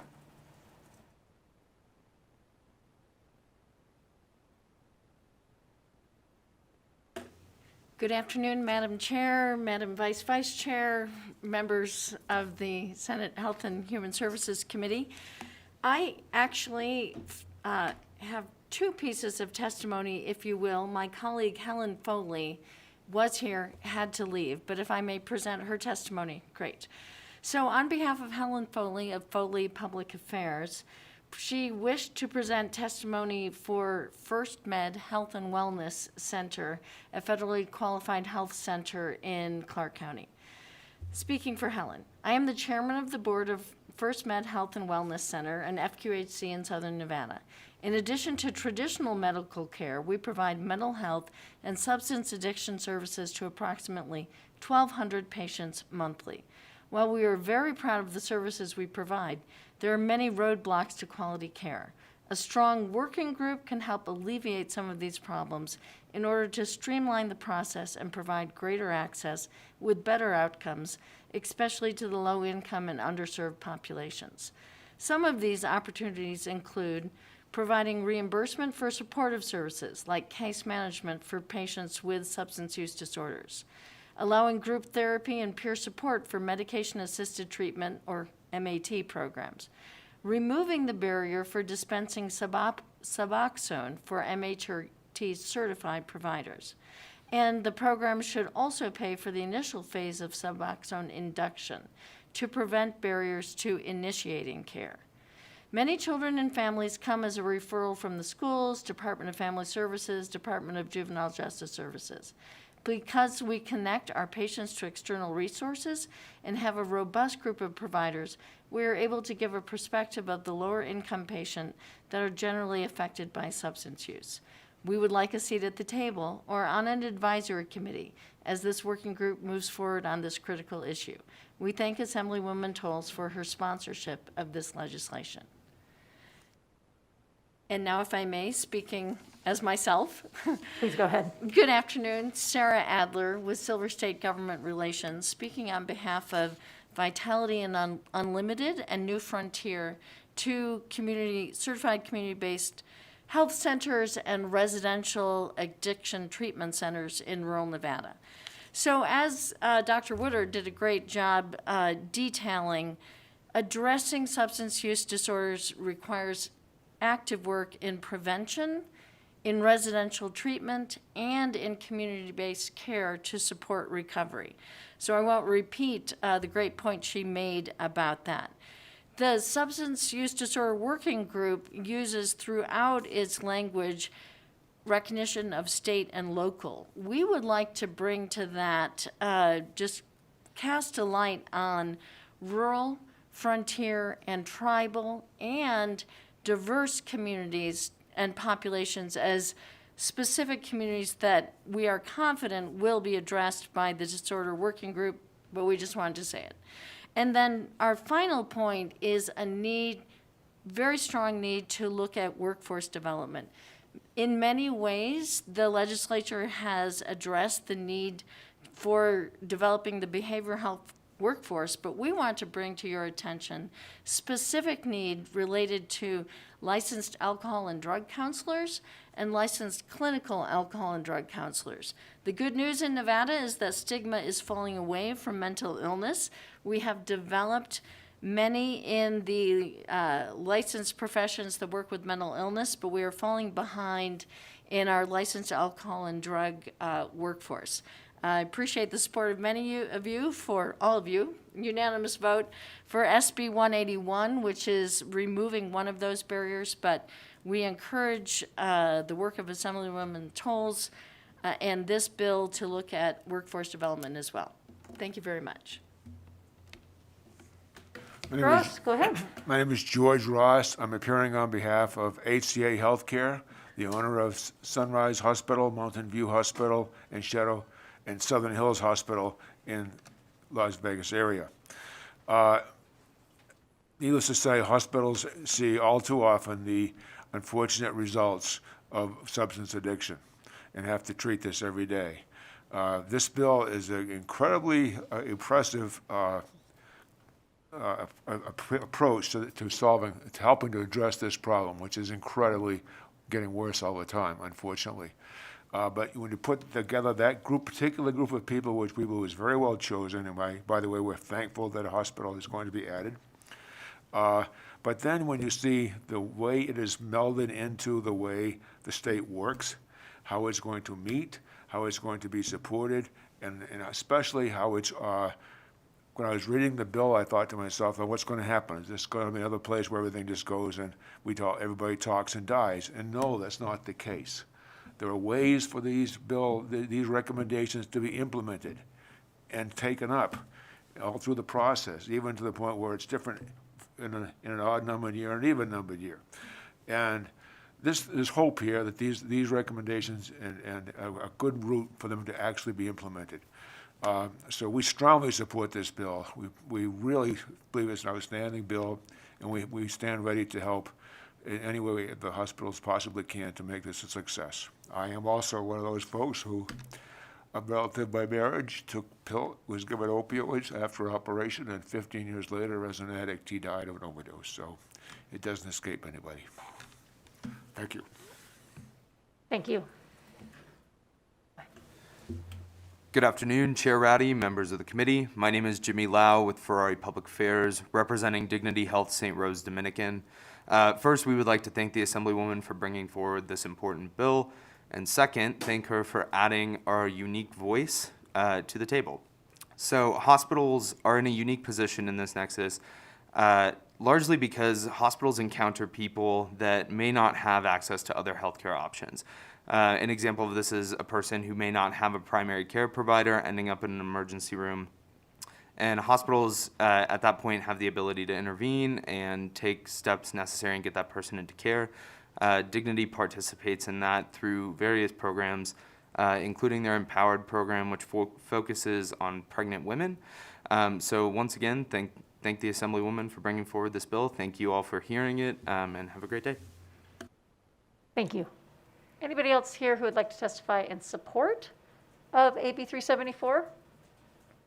Anybody on Zoom who needs to testify in support of AB 374? Go ahead, Ms. Hunter.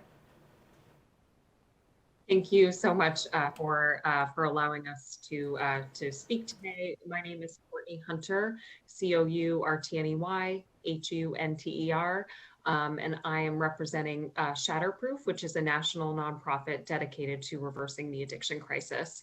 And I wanted to support and thank Assemblywoman Tolles for putting this forward. Thank you to Senator Ratty for also moving this forward. This is going to have a tremendous impact on substance use and addiction in the state. And at Shatterproof, we're very focused on evidence-based solutions to ending this crisis. And with that, having a stakeholder working group that is actually looking at the data and assessing the evidence and making informed solutions based on that evidence is a critical step forward. And will ultimately save lives, I have no doubt. Also at Shatterproof, a number of our core programs include looking at treatment quality and assessing treatment quality, advancing behavioral health and integrating behavioral health into the primary care settings, which is something that's been talked a lot about so far in the testimony that's been given around provider shortage. And making sure that we're saving lives through education, empowering communities, and eradicating stigma. At Shatterproof, we also worked with Johns Hopkins University to put out some guiding principles around how states are spending opioid settlement dollars. And I just want to highlight a couple of those because I'm very proud of this bill in Nevada because I think it's the best one that I've seen in all of the bills across the country that are looking at addressing this issue, particularly with regard to the opioid settlement dollars and being prepared to have that process in place upon receiving that allocation. And one of the principles is spending money to save lives. So that is having a dedicated fund and making sure that we're not supplanting dollars. Another one is focusing on racial equity. And I think we're really doing that through this stakeholder advisory group that's pulling together all different sorts of community stakeholders to have a seat at the table and to have a voice. Those who have been underrepresented in the past and can also represent harm reduction because if we are not alive, we cannot recover. And then the final one that I'll just highlight is transparency. And I think having the reporting mechanism within this group is a tremendous asset and will really go toward providing that transparent record for the state and also for the country. So again, just want to testify in support of this bill and thank you all for really leading the way in terms of having comprehensive solutions and saving lives. Thank you. We also have our ambassador, Kelsey Matthews, and I think she would like to testify. Go ahead, Ms. Matthews. Hi there. Thank you so much for having me. I just want to start by thanking Assemblywoman Jill Tolles as well as Senator Ratty for the efforts and the work that they're putting into this really important movement that we're on here. For the record, my name is Kelsey Matthews. That's KELSEYMATTHEWS. And I'm your current reigning Miss Las Vegas Volunteer 2021 and your former Miss Battleborn 2019, Miss Shoreline's Outstanding Teen 2015. I'm 23 years old and I'm a Shatterproof Ambassador, a national nonprofit dedicated to reversing the addiction and overdose crisis. I'm also the founder of Treasuring Tracy, an addiction and overdose awareness platform that I created in memory of my mother, who passed away of an accidental drug overdose in 2016. I've been so blessed to have been able to work with many organizations here in Las Vegas on my platform, including organizations like Teen Challenge, the Walter Hovind Home, Foundation for Recovery, and as a licensed volunteer for Child Haven and Clark County Department of Family Services. Currently, I serve on directors for Hope Compassionate Healthcare, a 501c3 nonprofit organization founded to provide comprehensive and integrated healthcare and fill in the gaps found in our healthcare system.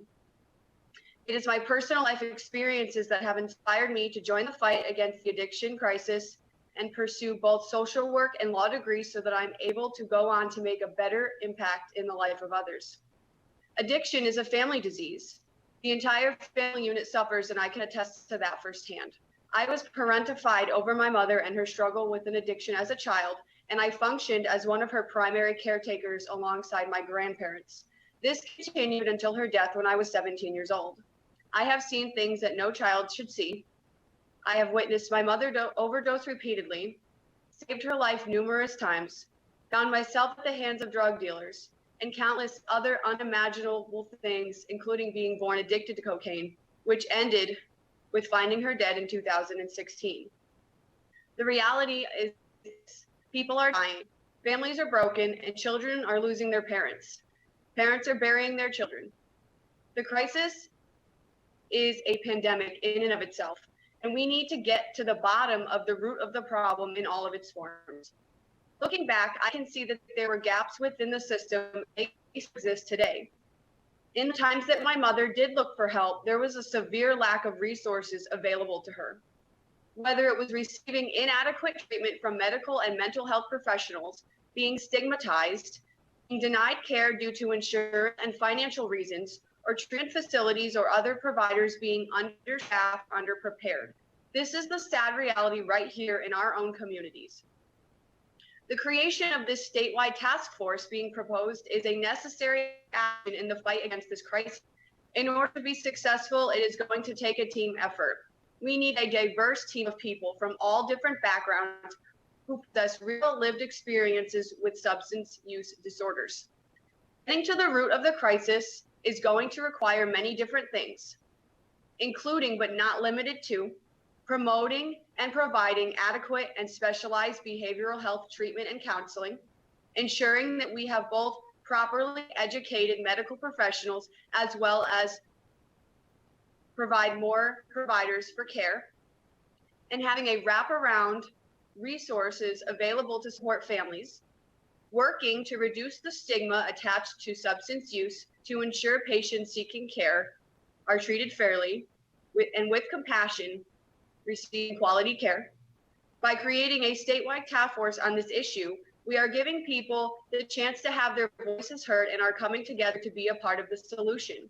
In a time where division is running rampant, we need now more than ever to stand united and work together to make a change in our communities. This is what this task force would be all about.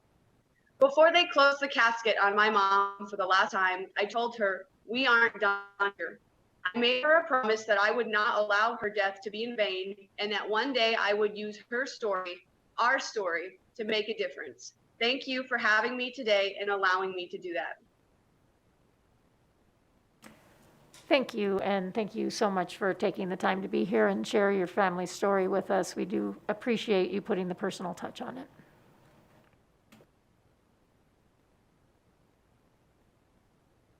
Anybody else on the Zoom who needs to testify in support? Seeing none, we'll go to the phone lines for those who'd like to testify in support of AB 374. Thank you, Chair. Callers, if you would like to testify in support of AB 374, please press star 9 now to enter the queue.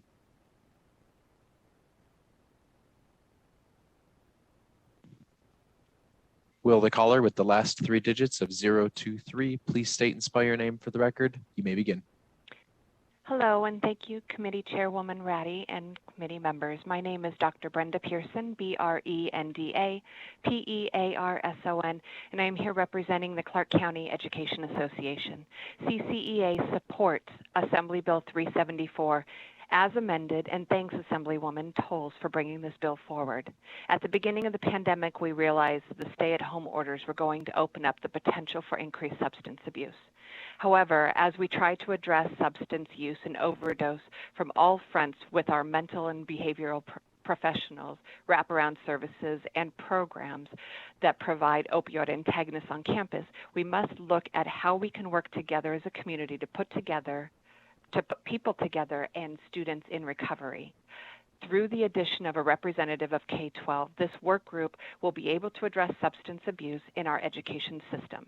Additionally, we now have the opportunity to discuss and implement best practices that would lead to proactive supports to address this issue. Clark County's Mission High School, the first comprehensive secondary school designed for students in recovery from substance abuse, use, and/or dependency, has brought hope and support to students in need. We hope that by adding K-12 to this work group, we will be able to look at the successes of Mission High School and devise health and human service public outreach across the rest of the state that replicate the program. At the end of the day, as educators, we must do everything in our power to put our students' health first. CCA looks forward to supporting the development of this work group. Thank you.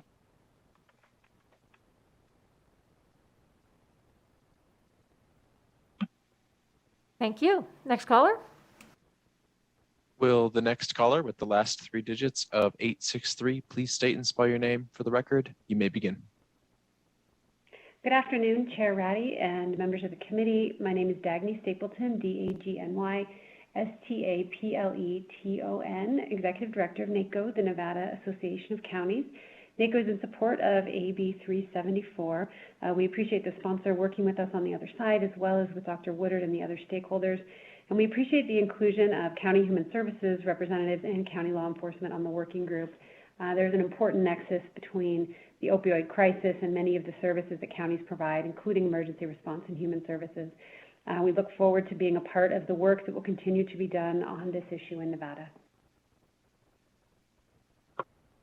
Thank you. Next caller.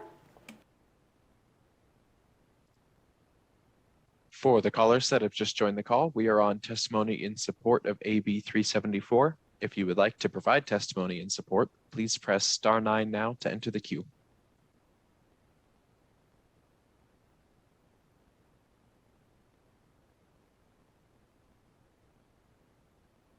Chair Ratty, at this time, no additional callers would like to provide testimony in support. Thank you. Let's go ahead and move to opposition. Is there anybody in the room who would like to testify in opposition? Seeing none, I don't believe we have anybody on the Zoom. We'll go to the phone lines. Let's open it up for anybody who'd like to testify in opposition to AB 374. Thank you, Chair. Callers, if you would like to testify in opposition to Assembly Bill 374, please press *9 now to enter the queue.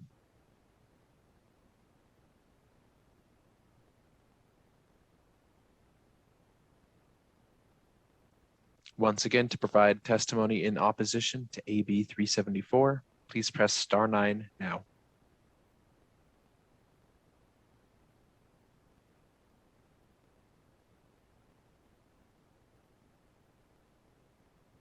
Chair Ratty, the public line is open and working. However, no callers have indicated that they would like to provide testimony in opposition.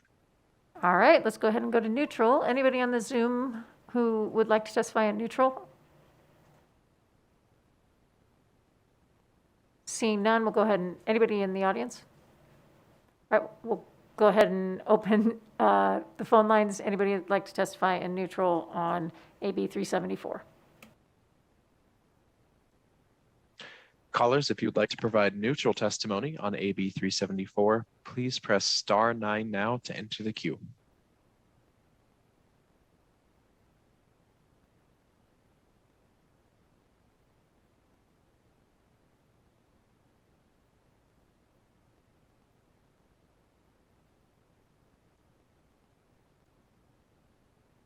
Chair Ratty, at this time, no callers have indicated that they would like to provide neutral testimony.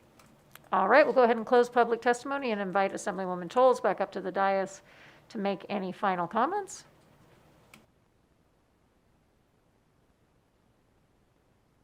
Thank you, Chair and members of this committee. This is very meaningful legislation for myself and so many others, and I appreciate you hearing this bill. I appreciate the support of the chair in co-sponsoring, and I will be offering an amendment, as I noted before. And since I will be offering an amendment, I also would like to just open up the invitation that if anyone else would like to join on as a co-sponsor, I'm always happy for the additional support as well. Thank you. I'll just take a minute and thank Assemblywoman Toles. As has happened in the past, we both came into the session with intentions to work on very similar issues and pretty quickly got in a room and decided to work together. So I appreciate very much your work on this bill and your support of my work on some other bills. Always good to have such a good partner, so thank you for that. With that, we'll go ahead and close the hearing on AB 374, and thank you for your time. And then we will open the hearing on our last bill for the afternoon, AB 278, and invite Assemblywoman Duran up to the table to testify. Assemblywoman, if you want to sanitize, there's some wipes and some hand sanitizer there, and we can start whenever you are ready.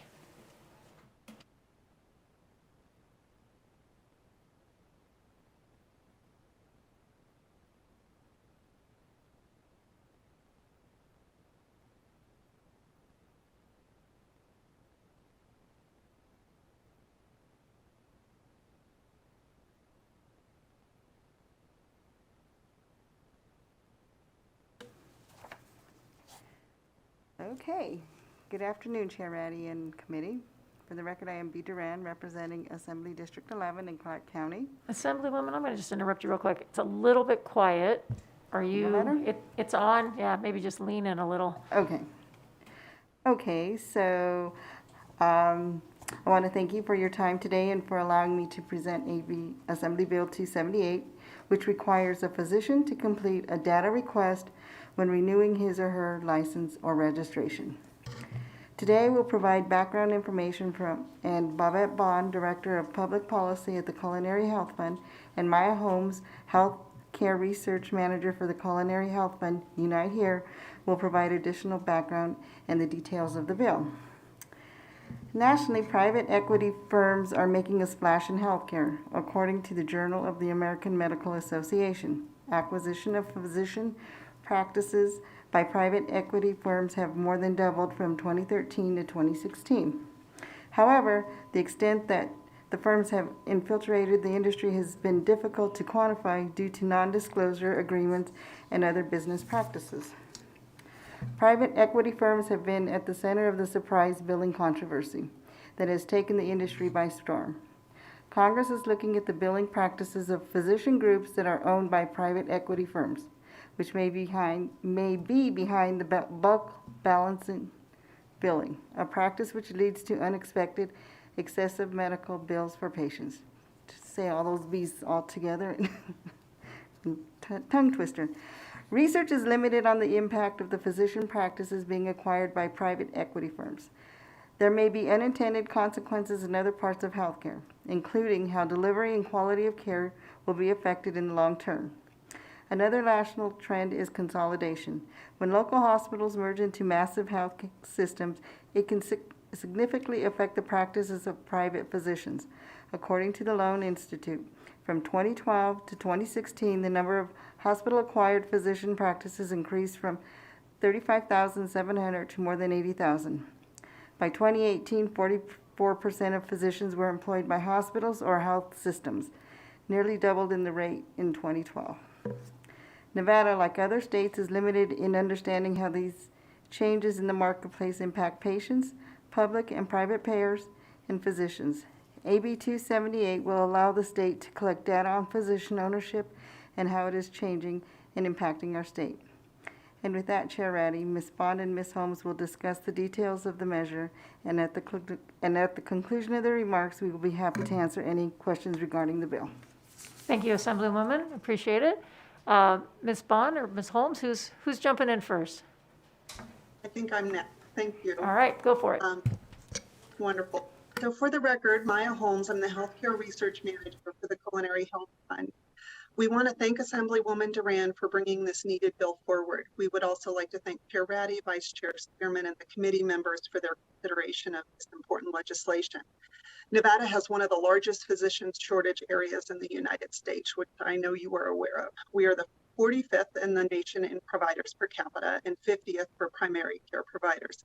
Nevada ranks 48th in the country for clinical care, 44th for access to care, and 42nd due to adults avoiding care because of cost. Nevada ranks 47th in the nation for quality of care. Yet little is known about specific market forces that may impact the physician shortage, access, affordability, and quality, including basic information such as who owns or has bought a physician practice in the state. Ownership of physician practices has changed dramatically over the last decade. The American Medical Association announced in 2019 that more physicians were employed than independent for the first time. Yet this is often national data based on periodic surveys. We do not have a comprehensive picture of our state that demonstrates trends in Nevada's healthcare market. Some reports indicate hospitals now employ physicians who had been in private practice because of increasing overhead, reimbursement issues, and the administrative responsibilities of ownership. However, independent doctors have low burnout rates, according to one study. The employment status of doctors may also affect patient access. Another study found employed physicians typically see fewer patients in a day on average than private practice doctors.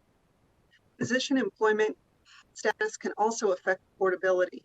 Hospital acquisitions of physicians increase physician prices an average of 14%, 33.5% for cardiologists, and 12 to 20% for orthopedists, one study. Numerous studies have shown that private equity ownership of physician practices also leads to higher prices. Physician ownership can also affect referral patterns. A Stanford study showed physicians increased referrals to the hospitals that employed them, and that patients were more likely to be treated in a high-cost, low-quality hospital when their admitting physician's practice is owned by the hospital. AB 278 will allow policymakers, providers, patients, and payers to understand critical trends in Nevada's healthcare market and their impact on physician volume, density, and practice. AB 278 adds existing licensing renewal and AB 278 adds to existing licensing renewal and biennial registration requirements an internet link to a form developed by the Department of Health and Human Services for physicians to indicate whether the physician is employed or independent, and if employed, where the physician practices and which entity owns that practice. The Board of Medical Examiners and the State Board of Osteopathic Medicine are to include a link to these data requests and applications for license renewal and biennial registration. Applicants are required to respond, but they are not subject to disciplinary action or licensure or registration refusal for failure to do so. Any reporting on this data would be aggregated, protect provider privacy requests, and not reveal the identity of the physician. AB 278 requires DHHS to collect and maintain the information and prepare an annual report regarding physician practice and employment trends in Nevada and post the report on an internet website maintained by the department. As Assemblywoman Duran noted in her opening remarks, it is critical that policymakers, public and private payers, and patients understand the role of entities like private equity and other major players that are consolidating the physician market to understand consolidation's impact on access, quality, and affordability. For example, we know because of our contracting that in Nevada, NICU and emergency room physician groups are now owned by large private equity groups in some cases, and we would like to see how that impacts price, access, and contracting status over time. But without any reporting of who owns these and other practices in Nevada, such trends will be impossible to evaluate. The intent of the legislation is to add a brief data request to already required licensing and registration reporting steps. The information we believe will be known to the physician. We do not think will add to administrative burden And the information is already in the public domain. It's just not available in an aggregated, accessible, and meaningful and useful way for policymakers, providers, patients, and payers. And AB 278 will provide that. I would now like to turn the presentation over to Bob. Thank you.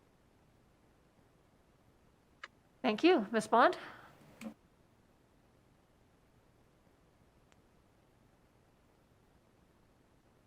Thank you. Am I unmuted? You're good. Well, it takes me a minute.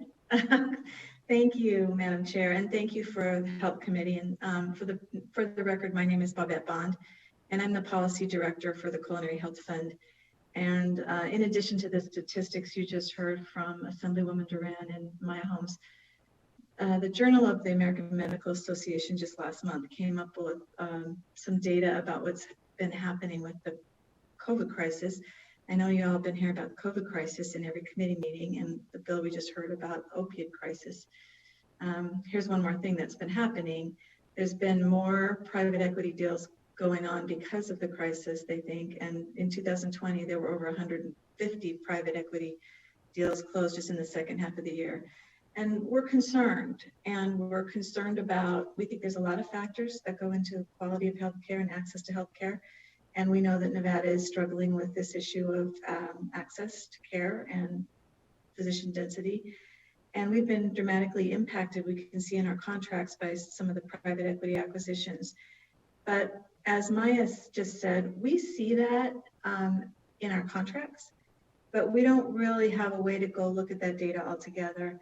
And our history with the legislative process the last 15 years or so has been a lot of healthcare transparency. We worked a lot on the hospital reporting years ago, and quality reporting, and never event reporting. And then in 2017, 2019, we worked a lot on prescription drug reporting. And last session, we spent a lot of time on surprise bills, and there'll be some reporting coming out of that. But we're still one of the states that has the least amount of reporting about what's going on with the market and what's going on with pricing. And healthcare is just becoming this never-ending, kind of unfortunate chase to try to provide access and quality while trying to manage, limited dollars. And I don't think anyone knows that better than the members of this committee. Sometimes I feel like I'm speaking to a choir here. But one of our solutions is to be able to track what's going on and to see the impact of consolidation on pricing in a way that we can monitor. So this bill would provide a baseline without providing a lot of administrative overhead and without adding a lot of cost to the system, by having the doctors, when they're getting their license or renewing their license, just provide basic information about who they work for. It's, is it a hospital? Is it a large physician group as those become larger? Or are you in a solo practice? And, what's the name of your practice? Who owns it? And, how many are there? How many practices are there? So it would impact both the Nevada State Board of Medical Examiners and the Nevada State Board of Osteopathic Medicine. The limited information is needed for us to just get a baseline on this, like I said, and then we can, over time, see the impact of what's going on in the market better. We realize if someone's first being licensed, they may not even know how many people work in their office, or they may not even know how many doctors are in their practice, and then they'll just have to leave that space blank. Originally, I know some of you know this, and I know that Senator Hardy's been really involved in this, as have you, Chairwoman. We originally intended to add this information to the state board application itself, and then we could just have added it in, 2 fields. But when we talked about it in our last hearing in the assembly side, the medical board proposed an amendment to kind of match what's already going on with SB 379. And SB 379, which I'm sure you can comment on better than me, would allow the information from that survey is going to be provided in a link that the board has on their application process.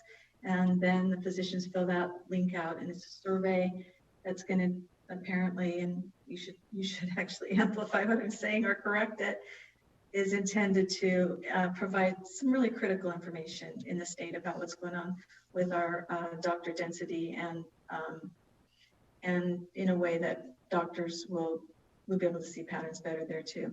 This is more demographic data. It's not a survey that we wanted to have be, yes, no, I don't know, or refuse to answer. We just want this demographic field filled.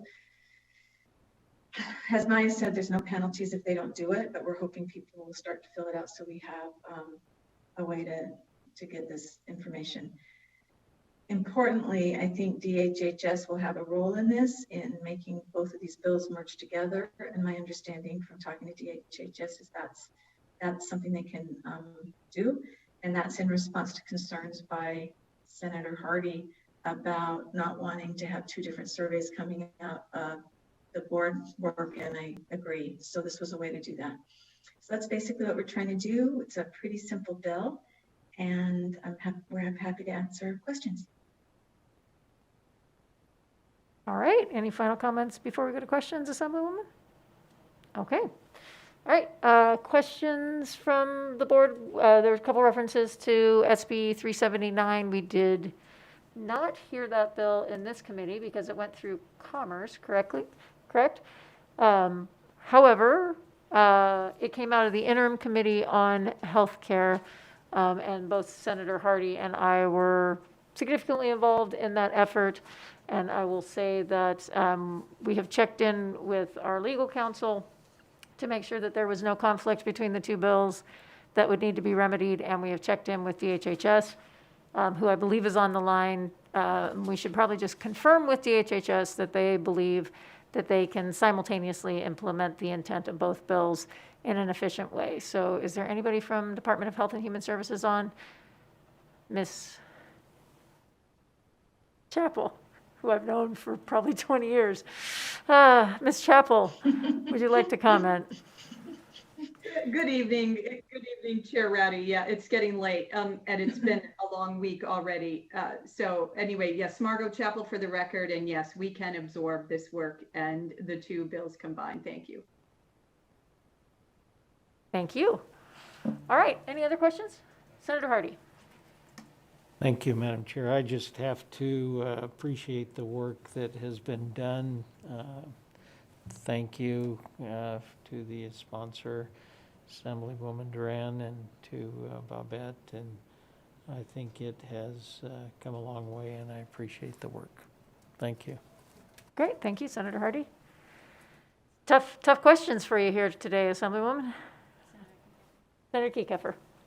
Thank you, Madam Chair. So are you referencing another bill? Because we did hear Senate Bill 379 in this committee. Is there a third data collection bill for doctors? Apparently, I can't remember anybody's name or what bills I've heard in the committee that I chair, so it's a good Thursday afternoon for me.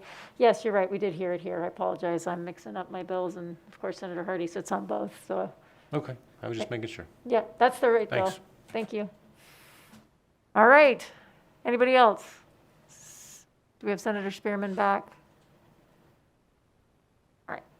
All right, well, with that, then we will go ahead and open public testimony. Is there anybody in the room who would like to testify in support of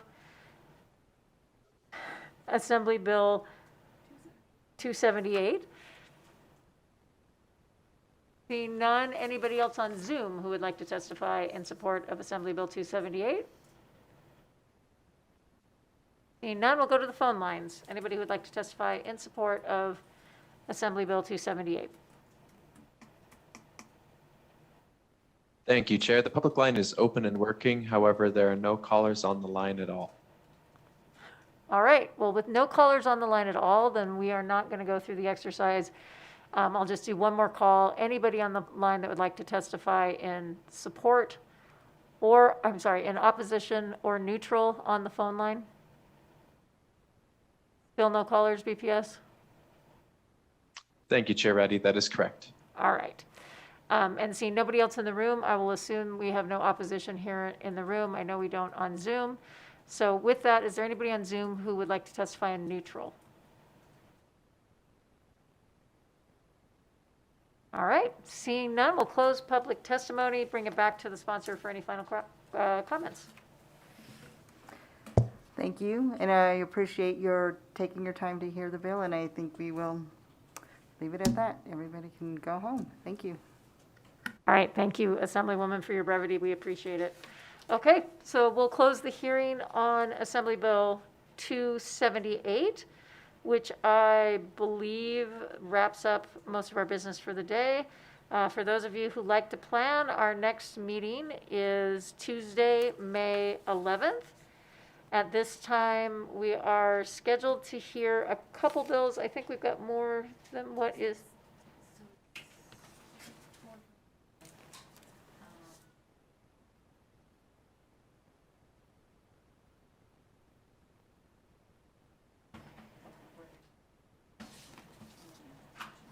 All right, sorry about that. So on Tuesday, May 11th, we will be hearing SB 424, SB 438, and AB 343. So that is our plan. I also plan to have a pretty significant work session on that day. So members, if you could let me know if you're not going to be at the front end of the committee meeting, we'll try to get it out of the way on the front end, but we'll, of course, work around folks' schedules if we need to. With that, I will open up for public comment. Has anybody jumped on the phone line who would like to make public comment? Thank you, Chair Ratty. The public line is still open and working. However, there are no callers. If you would like to take a pause, broadcast is standing by. We'll take just a quick pause. Please just let us know if anybody jumps on.